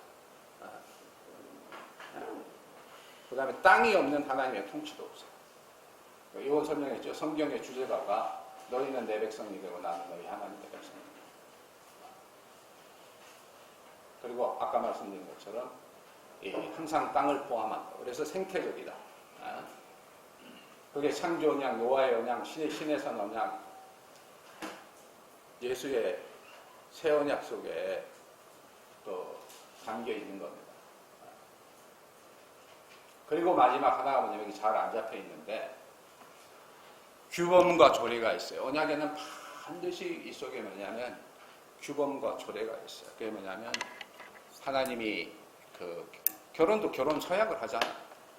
서약에는 뭐냐 구체적으로 어떻게 해야 될 것들이 잡혀 있듯이 하나님이 신의 산 언약을 맺을 때 거기에 십계명이라고 하는 그 규범과 조례, 계명이 들어있고 그거를 풀어 쓴 게 613가지 조문이에요. 613은 바뀔 수 있지만 십계명은 안 바뀌어요. 그 십계명을 요약한 게 뭐냐면 사랑의 이중계명이에요. 그래서 신약은 사랑의 이중계명을 중심으로 윤리를 푼다면 그 사랑의 이중계명이 율법의 완성이라고 해서 그것만 지키라는 뜻이 아니에요. 그것을 구체적으로 가르쳐 주는 것이 십계명이며 구약에 있는 많은 폐지되지 않는 그런 계명들입니다. 그래서 우리가 언약을 지키는지 안 지키는지 어떻게 아느냐? 예수님이 얘기했잖아요. 나를 사랑하는 자는 내 계명을 지킬 것이니라 한 것처럼 하나님이 우리가 언약을 지키는지 안 지키는지 어떻게 하냐면 계명을 지키느냐 안 지키냐를 보고 하죠. 그래서 아까 얘기한 친밀, 자유소통이라는 이 안에 포함되는 게 뭐냐면 계명을 지키는 게 그 안에 포함돼요. 계명을 지키며 친밀하고 계명을 지키며 자유소통하고 이제 좀 틀이 잡히고 이해가 되시죠? 네. 이것만 하더라도 여러분들은 어떤 면에서는 교회가 어떻게 나가고 어떤 틀에서 어떤 모습을 갖추면서 뭘 목표로 나가야 되냐 하는 것이 거의 여기에 제가 볼 때는 그 그림이 그려질 수 있다고 봅니다. 자, 그 다음 넘기죠.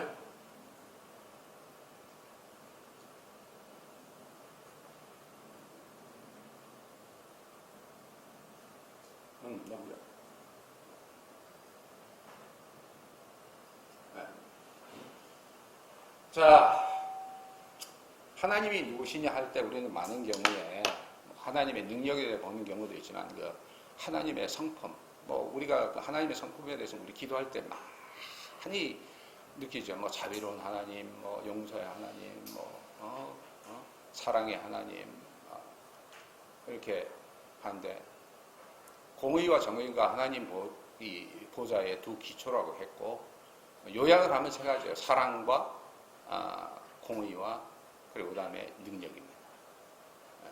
하나님의 성품, 인간과 관련해서 나타나는 하나님이 영원하시다 이런 거는 하나님 자체의 속성이라면 인간과 연관해서 나타나는 하나님의 속성은 요약하면 사랑과 공의와 그다음에 능력이에요. 그래서 이 부분에서는 제가 강조하는 건 뭐냐면 하나님의 성품도 언약적으로 이해하셔야 된다는 겁니다. 하나님의 성품도 언약적으로 이해를 해야 괜히 그 신학 철학의 영향을 받아갖고 하나님은 고통을 하나도 안 받으시는 분이다. 하나님은 변화가 하나 없는 분이다. immuable. 이런 식으로 해놓으니까 나중에 얼마나 복잡한 신학적 문제가 생긴지 몰라요. 그래서 켈빈 같은 위대한 신학자도 그러면은 예수님 안에서 예수님이 십자가 달 때 하나님이 진짜 고통을 받았냐 안 받았느냐. 하나님이 전혀 고통을 안 느끼는 불변의 하나님인데 어떻게 고통을 받았겠냐. 왜냐하면 히랍에서는 신적인 존재는 변함이 없고 immutable. 그 다음에 뭐냐면 두 번째 말은 impassionable. 그러니까 전혀 바깥과의 영향을 받지 않는 이런 존재라 이렇게 규정을 줬거든요. 그러니까 그 틀 안에 맞춰서 하나님을 해석하려니 이게 힘들어지는 거예요. 언약을 잃어버리면 이런 현상이 일어난다는 게 제 주장입니다. 그래서 켈빈은 어떻게 했냐면 인성인 예수님은 고통을 받았지만 신성인 예수님은 고통을 전혀 안 받았다. 켈빈 같은 위대한 신학자도 그렇게 해석을 했다는 거예요. 그건 부족한 겁니다. 예수님도 십자가 달 때 하나님이 고통하셨죠. 그래서 성서적인 하나님에 대한 이해는 이 언약적 관점 속에서 접근해서 그걸 풀어갈 때 우리에게 성경을 바르게 해석할 수 있는 게 되고, 우리 지금 한국 교회 안에는 막 이런 저런 것들이 그 속에 섞여가지고 난무하고 있는 거기 때문에 목회자들이 바른 신학적인 이해를 정확하게 이 성서 바탕에서 가져서 교통 정리를 해줘야 될 것이 참 많습니다. 그 몰트만이라는 유명한 신학자, 한국에도 여러 번 오고 뭐 수목원께도 몇 번 오고 그랬는데요. 이 신학자가 쓴 유명한 책 중에 하나가 뭐냐면 The Crucified가 아십니다. 십자가에 달리신 하나님. 이분은 그 인간의 고통의 문제를 하나님이 어떻게 느끼시고 예수 안에서 이 고통을 어떻게 체험하셨냐는 문제를 굉장히 깊게 끌고 들어가요. 또 한 예를 제가 들면, 하나님이 고통하시냐 안 하시냐? 그 8장에 보면, 로마서 8장에 보면 성령이 뭐예요? 말할 수 없는 탄식으로. 하나님 고통 안 알면 하나님이 슬퍼하시냐? 슬퍼하시죠. 하나님이 화내시냐? 화내시죠. 하나님 질투하시냐? 질투하시는 하나님이죠. 그럼 언제 질투하고 언제 화내고 이거 이 종 어떻게 잡아?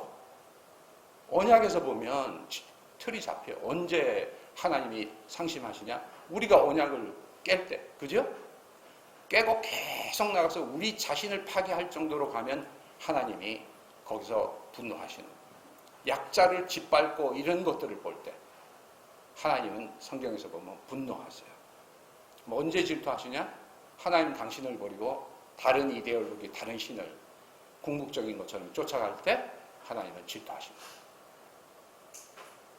그렇게 해석하면 성경에 나오는 여러 얘기들이 이해가 되는 거예요. 그것이 성서적 개념의 하나님에 대한 속성입니다. 자, 넘어가죠.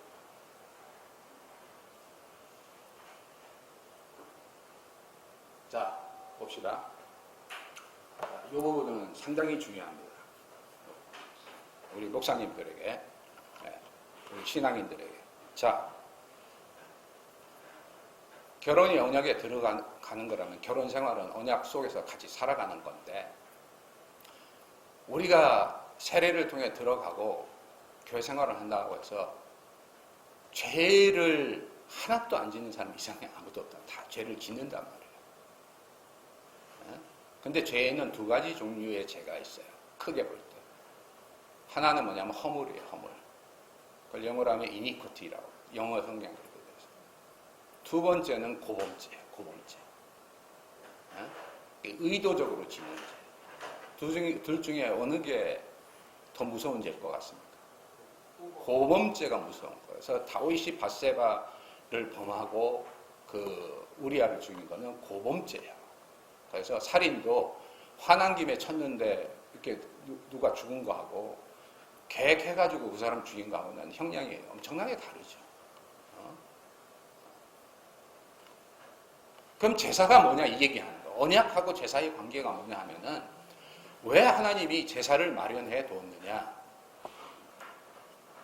언약 속에 있지만 언약을 지키다가 못 지키고 실수든지 이렇게 막 죄성이 발동해서 언약으로부터 이렇게 머물지 못하고 떠나는 경우가 생기니까, 미끄러지는 경우가 생기니까 거기에 다시 회복시키기 위해 제사를 넣어서 다시 돌아가게 합니다. 그게 레위기에 나와 있는 속죄제나 그게 중요한 역할을 하는 거고, 우리 신약에서는 그게 예배를 통해서 하나님 앞에 드리는 죄에 대한 진정한 고백과 자세 변화를 통해서 언약의 관계가 이렇게 손상됐다가 다시 회복되는 거예요. 그래서 부부 사이에도 이런 문제가 있을 때 중요한 게 뭐냐면 죄를 서로 고백하고, 야고보서 서로 고백하고, 그리고 그 고백에 맞는 행동으로다가 옮길 자세를 보이고, 그걸 그리고 상대방은 용서해주고, 그럴 때 이게 회복이 돼요. 우리가 예배에서 죄의 고백을 하고 용서의 선포를 하는 것은 바로 이 의미예요. 뭘 위해 하냐? 언약으로 돌아가기 위해서 하는 거예요. 다시. 그래서 히브리서가 굉장히 중요한 역할을 하죠. 예수님 통해서 이렇게 했고 그 다음에 한다. 그러니까 그 구원파가 잘못된 이유는 이 용서받고 속죄받는 이거는 뭐냐면 반복되어지는 일이에요. 이해되시죠? 반복되어지는 일이에요. 어떻게 앞의 죄까지 용서받습니까? 앞의 죄를 죄에 대한 고백이 없으면 용서 못 받죠. 죄에 대한 고백이 있고 그렇게 해야 오는 거죠. 그게 성경에 일관성 있게 흐르는 그런 정신이지. 한 번 용서해 줬으니까 미래의 죄까지 용서했다? 그건 상식으로도 안 맞는 거. 캐톨릭에서는 이거를 고해 성사를 통해서 실전적으로 하지만 우리 개신교에서는 예배에서 죄의 고백을 통해 또 개개인들이 주님 앞에서 이 고백을 통해 그걸 하는 건데 이거는 꼭 가르쳐야 됩니다. 그리고 이 죄에 대한 고백은 하나님에 대한 고백만을 포함하면 안 돼요. 그것이 제일 중요한 거예요. 동시에 뭐냐면 타자하고 관계에서 잘못한 것이 있으면 그것에 대해서 고백하고 용서받고 그 관계를 정리해야 됩니다. 그것이 뽕나무에 올라갔던 삭개오의 얘기죠. 그리고 그것이 성경 전체를 대변하는 정신이에요. 다시 말씀드릴게요. 성경 전체를 대변하는 정신이에요. 언약의 입장에서.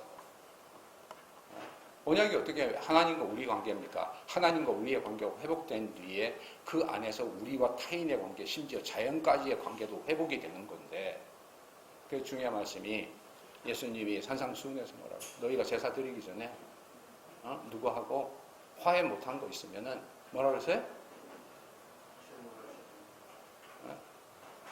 그게 얼마나 센 얘기입니까? 우리 종교인들에게 제일 중요한 거는 예배인데 예배 드리고 제물 드리기 전에 가서 먼저 화해부터 하고 와서 예배를 드리라.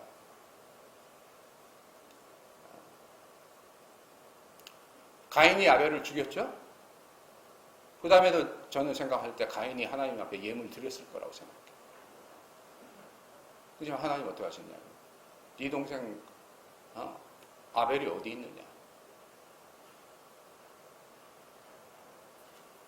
지금 우리 기독교인들이 이 부분에 있어서는 엄청난 큰 착각을 하고 있습니다. 그리고 이런 게 쌓여갖고 세상에 욕먹는 거예요.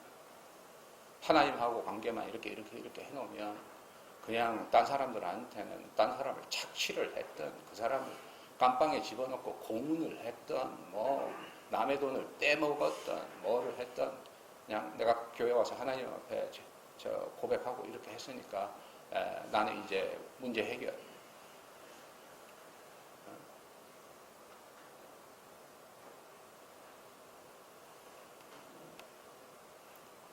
샬롬이라고 하는 거는 모든 관계의 회복이에요. 그렇죠?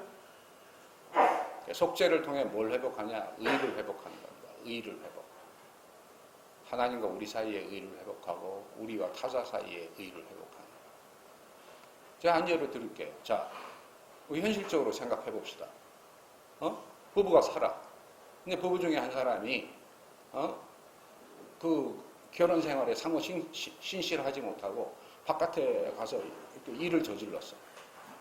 근데 그 사람이 와가지고 이제 배우자가 따지겠죠. 왜 이러냐고. 뭐 아시잖아. 연속극 보시면. 그죠? 근데 네가 상관할 게 뭐야? 나 하나님한테 제 고백하고 다 용서받았는데.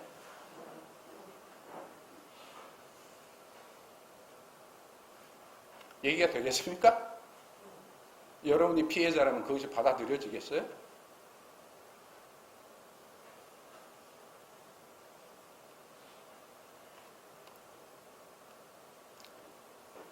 그래서 언약이 갖고 있는 기본 틀, 제가 아까 말씀드린 것처럼 이 의의 관계는 하나님과 우리 사이의 의의 관계로만 이루어지는 게 아니고 우리와 타자 사이의 그 의의 관계로 돌아가는. 학생이 컨닝하고 처벌하려고 그러니까 기독교 학교에서 학생이 컨닝해서 선생님이 처벌하고 나 하나님 앞에 고백하고 용서받았는데 이 세상에 죄 없는 사람이 어디 있습니까? 선생님도 죄인 아닙니까? 이해되시죠? 이런 식으로 우리 한국에서 일어났던 교회의 대형 사건들이 얘기가 그냥 털면 먼지 안 나는 사람이 있어. 우리가 다 죄인인데 이 얘기로 해서 그냥 넘어가면서 교회의 어떤 공적 권위를 떨어뜨린 것이 한두 가지가 아니죠. 그래서 여기서 제가 여기는 안 써 있지만 한 가지 구분을 드리겠습니다. 죄와 범죄는 다른 거예요. 죄와 범죄는 다르죠. 우리는 죄를 안 짓고 있더라도 죄인이에요. 맞죠? 용서받은 죄인이에요. 하지만 범죄는 뭐냐면 행위적으로 구체적으로 하나님과 사람 앞에 죄를 범한 거예요. 상처를 준 거예요. 그래서 모두가 죄인이지만 모두가 범죄자는 아니에요. 그래서 범죄는 죄는 용서받더라도 범죄에 대한 처벌은 따라야 돼요.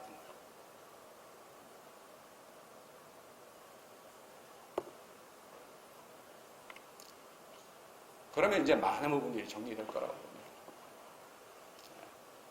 그러니까 교회 안에서 이런 부분들에 대해서 성도들에게 가르치면서 하나님이 기뻐하시는, 여러분 그렇게 설교 많이 하시지 않습니까? 하나님이 기뻐하시는 일을 해야 하나님 앞에 축복을 받는다.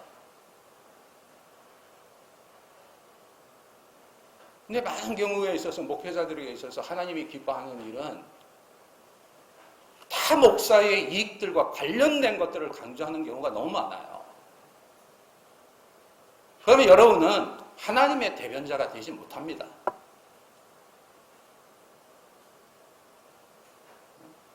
하나님이 기뻐하시는 일을 들으면 꼭 뭐냐, 예배 열심히 참석하고 헌금 열심히 내고 교회 봉사하고 교회에서 하는 일에 따르라고 하는 목사의 에이젠다를 가지고 하나님의 언약의 틀을 어그러뜨려 갖고 하나님이 마땅히 가르치고 행하라고 한 부분들은 거의 가르치지 않는 경우들이 태반사다 보니까 교회가 이런 식으로 사람들 앞에 존경 못 받는 일이 일어납니다.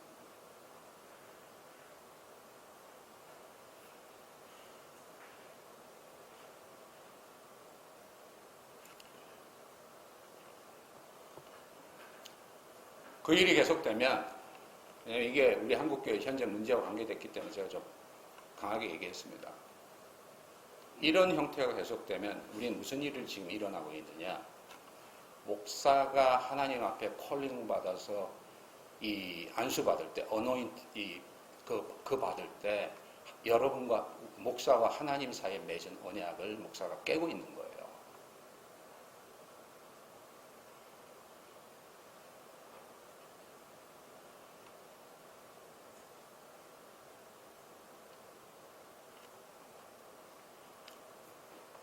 그래서 우리가 목사가 갖고 있는 많은 직분 중에 그 가르치는 직분이 있잖아요. 설교하고 가르치는 직분에 있어서 우리가 하나님의 대변자라고 그러면은 하나님의 진리와 하나님의 말씀을 통전적으로 하나님의 말씀의 정신과 가치에 충실하게 그렇게 가르쳐야지.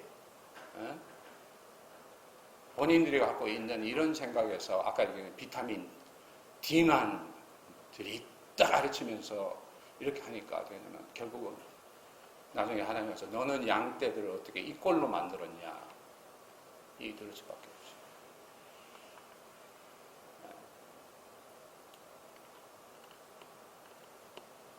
하도 이런 방향으로 나와서 이게 고치기 쉽지는 않다고 하는 건 제가 알지만 동시에 이런 걸 시작부터 언제부터 가르쳐야 되냐? 범죄하기 전에 가르쳐야 쉽습니다. 이해되시죠? 들어오기 전에 학습과 세례 과정에서 이런 부분들을 확실히 가르치고 세례 주기 전에 이 질문은 해야 돼요. 여러분 지금까지 누구한테 돈 빌린 거나 크게 범죄한 거나 이런 게 있습니까? 그 중에 해결 못한 거 있습니까? 물어야 됩니까? 안 물어야 됩니까?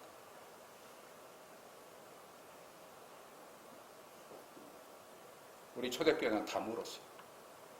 다 물어서 해결 못한 것은 그것부터 해결하고 오라고.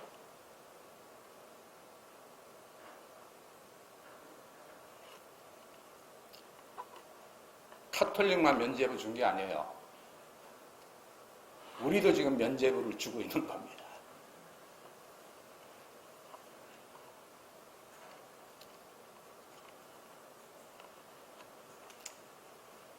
그래서 우리가 뭐 실수와 잘못 이게 있을 때 예배를 통해서 얼마든지 하나님 앞에서 용서받을 수 있다는 것을 하는 동시에 하나님이 이거에 대해서 사람들이 지키고 안 지키냐 하는 건 어떻게 하냐면 여기에 따른 행위가 있느냐 없느냐에 따라서 판단을 하시는 거예요. 여기에 따른 행위가 있느냐 없느냐에 따라서.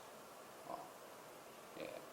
그래서 남한테 안 믿는 사람한테 죄 짓는 것, 교회 안에서 성도끼리 죄 짓는 것, 이런 부분들에 대해서 절대 적게 여기면 안 됩니다. 이게 언약의 한 부분이에요. 언약의 통째로 옳게 있는 문제. 아까 말씀드린 일방 쌍방이라고 하는 건 뭐냐면 하나님이 이렇게 초대했을 때 들어간다 이것도 있지만 뭐냐면 하나님이 나를 이렇게 하셨듯이 나도 이제 남들이 이렇게 하겠습니다 하는 그 선물과 반응이라고 했잖아요. 그러니까 그렇게 살겠다고 하는 그 하나님의 의가 나를 통해서 다른 사람들하고 관계해서 흘러가는 걸 동시에 합니다. 그러니까 내가 너희를 용서한 것 같이 너희도 다른 사람을 용서하라. 이 말씀이 있듯이 그 개념에서 이해하면 우리가 다른 사람과 바른 관계를 맺으면서 산다고 하는 것이 하나님 안에서 얼마나 하나님의 이 핵심 관심사인가 하는 것은 충분히 이해할 수가 있는 겁니다. 아브라함이나 노아 같은 사람이 하나님 앞에 제사만 많이 드리고 하나님하고 관계만 됐다고 그래서 구원받은 게 아니에요. 이 사람들 다른 사람들하고의 관계도 잘 의롭게 한 사람들이었기 때문에 하나님이 보실 때 의인이라고 한 거예요. 그리고 남하고 관계를 이렇게 남한테 의도적으로 상처 주고 남의 것 착취하고 이렇게 하면서 하나님하고 바른 관계에 들어간다? 그런 일은 없어요. 네. 제가 신학적으로 말씀드려요. 그런 일은 없습니다. 네. 하나님 앞에 먼저 용서받고 다시 하겠다는 회개한다면 회개에 합당한 열매를 맺어야죠.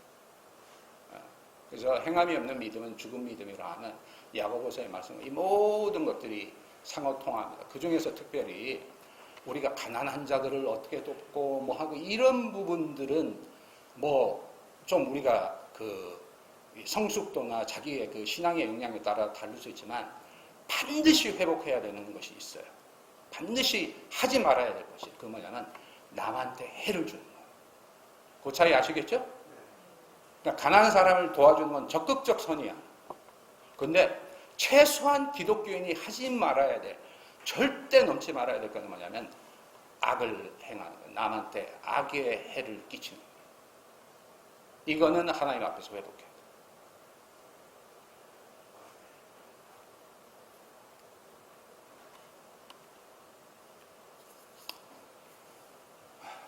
다음 넘겨봅시다.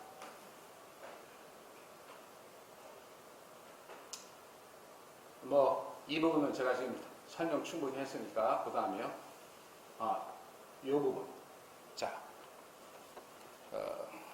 이 부분 말씀, 정체성에 대한 부분 말씀드리고 우리 한 12시 15분까지 해도 되겠죠? 네? 12시 15분까지 제가 하도록 하겠습니다. 자,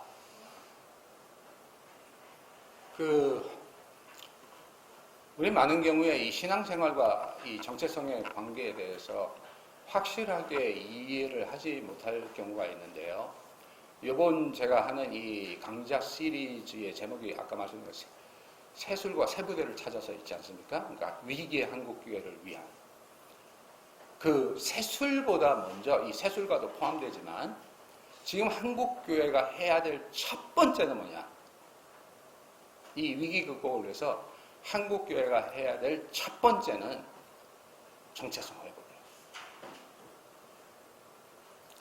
지금은 뭐 어떤 한국교회 전체로 본다면 무슨 프로그램을 하고 이게 뭐 세술 세부대 얘기하니까 이 세술 세부대 배워갖고 우리 교회를 어떻게 하면 좀 성장시킬까 어떻게 할까 이거는 전부 이 강의의 목적하고는 조금 거리가 있습니다. 먼저 해야 될 거죠. 지금처럼 그 한국교회가 언약의 관계에서, 저는 한국교회를 어떻게 보느냐, 이스라엘 백성이 하나님과의 언약 관계에서 일탈한 것처럼 우리 지금 한국교회는 하나님과의 언약 관계에서 일탈된 상태에 있어요.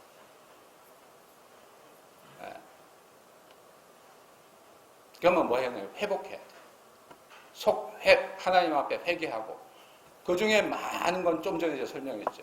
문제인 게 뭐냐면, 이건 말씀을 드린다면 예배라는 게 어떻게 되냐면 면제부야. 큰 도둑놈, 엄청나게 큰 도둑놈들이 오더라도 그거에 대해서 바른 걸 안 가르치고 의의를 얘기 안 하고, 그거에 대해서 면제부를 주니까 양심에 화인 맞은 자를 만들고, 그리고 이 작은 도둑들도 키우는 거예요. 그래서 나가서 큰 도둑 되게 만드는 거예요.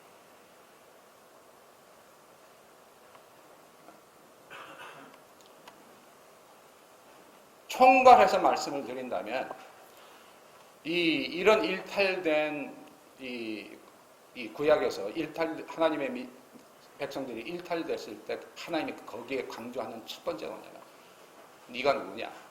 네 정체성을 찾아라. 그래서 아담이 범죄했을 때 하나님이 물은 게 뭐예요? 아담아, 네가 어디 있느냐? 정체성을 잃었다. 가인에게도 뭐냐면, 네 동생이 어디 있냐 했죠? 비슷한 말이에요. 너와 네 동생 아벨 사이에서 너는 네 정체성, 형이라는 정체성 어디가 있느냐?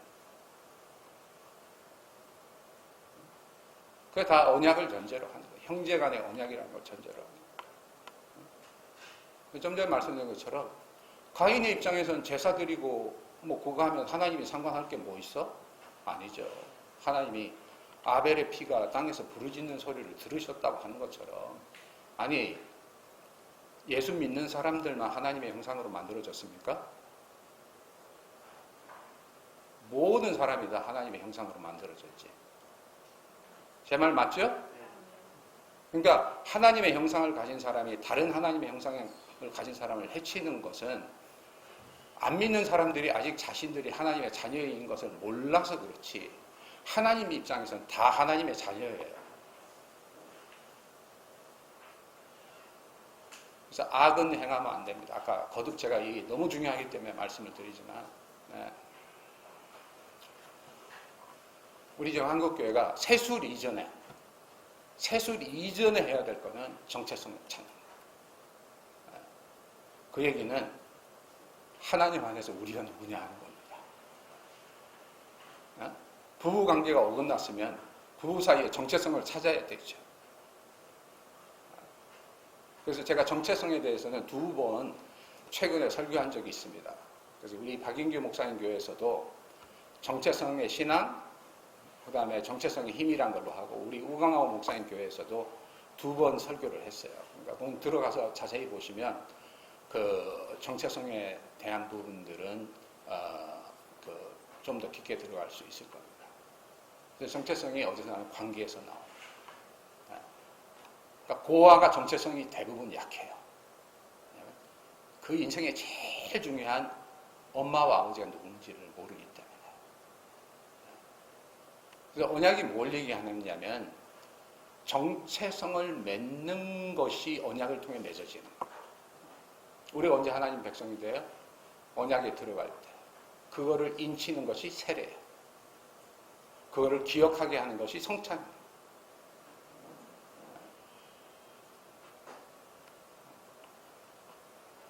그래서 하나님의 백성으로서의 정체성 회복이 위기에 있는 한국교회가 해야 될, 저는 첫 번째 일이다, 이렇게 보고요.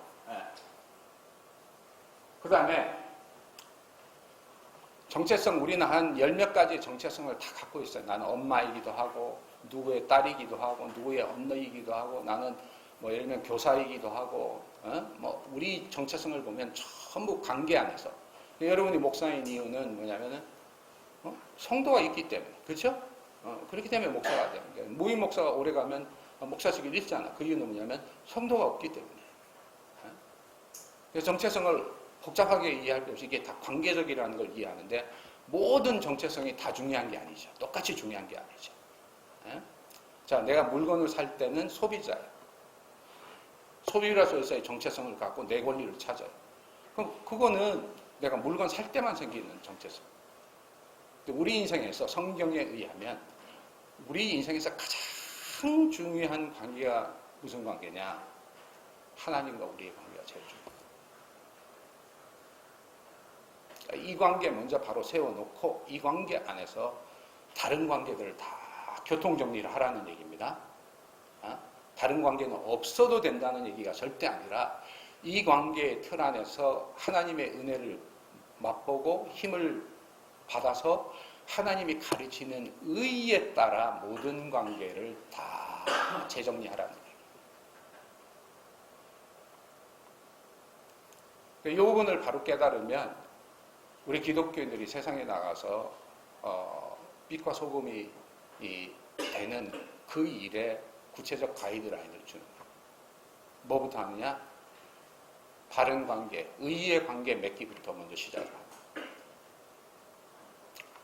그래서 세례 요한이 했던 일이 뭐냐면은 너희가 군인이면은 더 이상 늑탈하지 말고 그랬죠? 의의 관계를 먼저 바로 잡아준 거예요.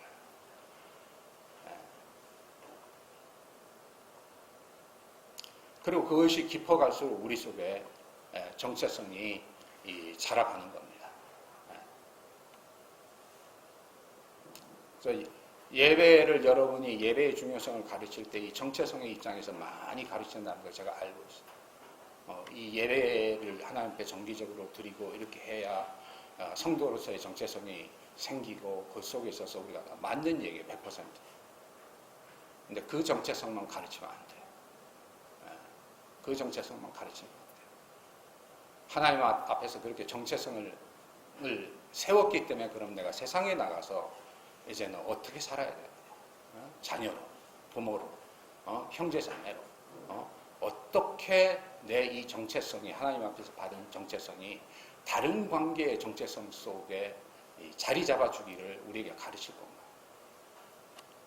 이거를 청교도들이 잘 이해했기 때문에 이 구미사회가 엄청나게 발전할 수 있고 다른 나라가 다 쳐다볼 수 있는 그런 나라가 됐어요.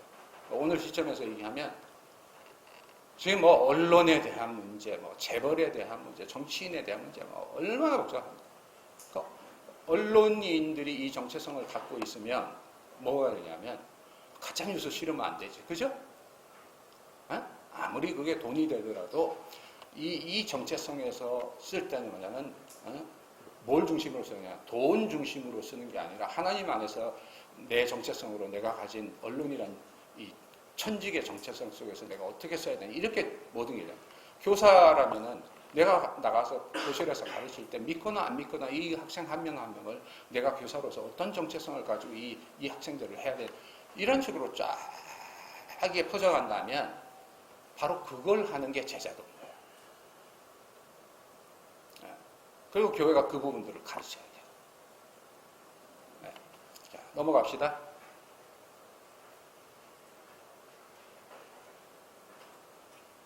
네. 자, 이 부분들은 아까 이미 설명한 성경의 기본 가치들, 하나님의 성품처럼 기본 가치들을 언약 안에서 해석을 하면 이 제가 얘기한 일방, 쌍방, 친밀, 소통, 그리고 뭐냐면 기억, 소망 이 안에 거의 모든 성경의 중요한 가치들이 다 이 안에서 해석될 수 있다는 겁니다. 그래서 이 언약이 성경의 어떤 윤리적인 가치, 규범 이런 것들을 해석할 수 있는 해석학적인 틀을 제공해 주는 겁니다. 네, 그 다음 넘깁시다. 네. 뭐 이 정도에서 하나만 더 넘겨보세요. 넘기시고 여기까지 하고 가죠. 자, 요 앞에 좀 전에 비디오는 율법에 대한 이해도, 그러니까 성경에나 뭐 하라 하지 마라 이것도 언약의 틀 안에서 놓고 해석을 하면 율법에 대한 바른 이해들이 올 수 있다는 거고, 지금 여러 혼란이 있죠. 뭐 이 동성결혼 문제나 뭘 놓고 구약에 보면 뭐라고 했냐, 그런 사람들은 이래야라고 했다, 뭐 이게 나오는데, 우리가 성경에 나오는 계명을 해석할 때 성경에 뭐 613가지 이 계명, 십계명뿐만 아니라 여러 종류의 계명들이 있죠. 예. 그때 우리가 해석해야 될 언약의 틀이 뭐냐? 왜냐하면 언약도 여러 개 있으니까. 이게 이제 제 책의 중요한 주제 중에 하나입니다. 새 언약에서 계명을 봐야지. 구원은 이렇게 보고 들어가서 해석할 때는 모세의 언약에서 구약의 율법을 해석하면, 그 오늘 사회에 그렇게 적용을 하면 엄청난 문제가, 과오가 생길 수 있다 이 얘기입니다. 이해가 되십니까? 왜냐하면 예수님이 새 언약 속에서 구약에 있는 계명들을 새 언약 속에서 많이 재해석을 하셨어요. 우리는 구약에서는 예를 들면 이사야서 66장인가 거기 보면은 할례에 대해서 굉장히 중요하죠. 안식일을 안 지키면 어떻게 하라고 그랬죠. 신약에 들어오면 그렇지 않잖아요. 구약에 보면 가늠한 자는 돌로 쳐서 죽이라고 했는데 신약에 와서는 예수님이 다르게 했잖아요. 그랬듯이 오늘 우리가 성경을 이해할 때 언약의 틀에서 봐야 되지만 어떤 언약이 가장 우선이 되는 언약이고 최종 결정권을 갖느냐, 예수님의 새 언약.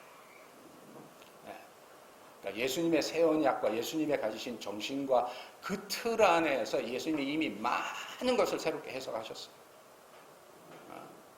그 틀 안에서 구약을 해석하면 구약의 정신은 지키지만 우리의 행위와 이런 행동의 부분들은 어떻게 해야 될 것인가 하는 것이 예수님의 새 언약에서 나타납니다. 그 중에 대표적인 게 뭐냐?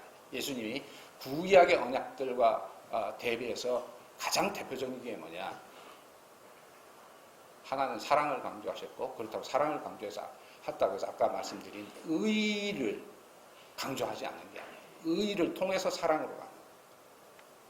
또 하나는 뭐냐면 비폭력이에요. 비폭력. 네. 비폭력이 예수님이 강조한 가치에 굉장히 중요한 것을. 그러니까 의견을 달리하고 상대방의 입장을 비판을 하더라도 폭력을 써서는 안 되는 것이 교회 공동체로서의 기독교 입장이에요. 이 부분은 뭐 제가 시간이 없어서 다 말씀을 드려서 이건 뭐 신약학자들이 동의하는 그런 부분이니까요. 칭의 성화만 보고 마치겠습니다. 자, 이제 이해가 되실 거예요. 칭의와 성화를 언약으로 이해를 해야 이 칭의와 성화가 풀리는 거예요. 칭의가 뭐냐? 언약에 들어가는 거고, 성화가 뭐냐? 언약에서 자라가는데, 그럼 칭의와 성화의 목적이 뭐냐? 샬롬이에요, 샬롬.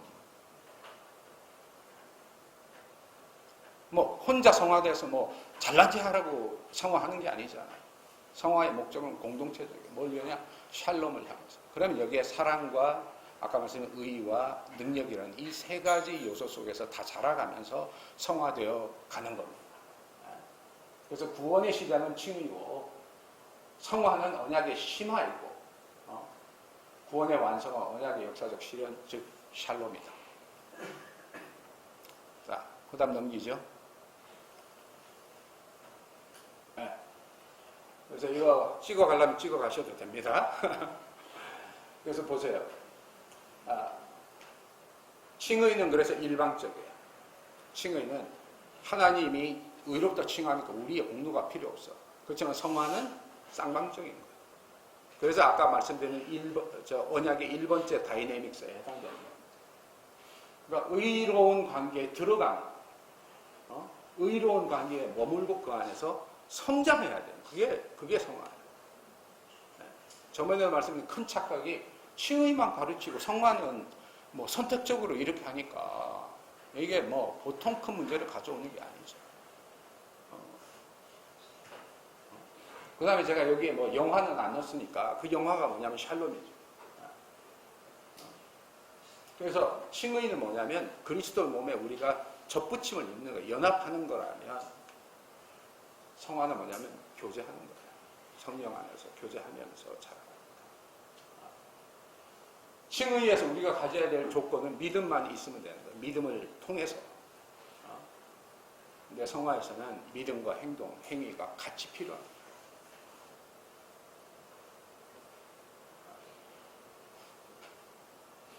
칭의는 단 한 번, 그러니까 우리가 세례를 한 번 받죠.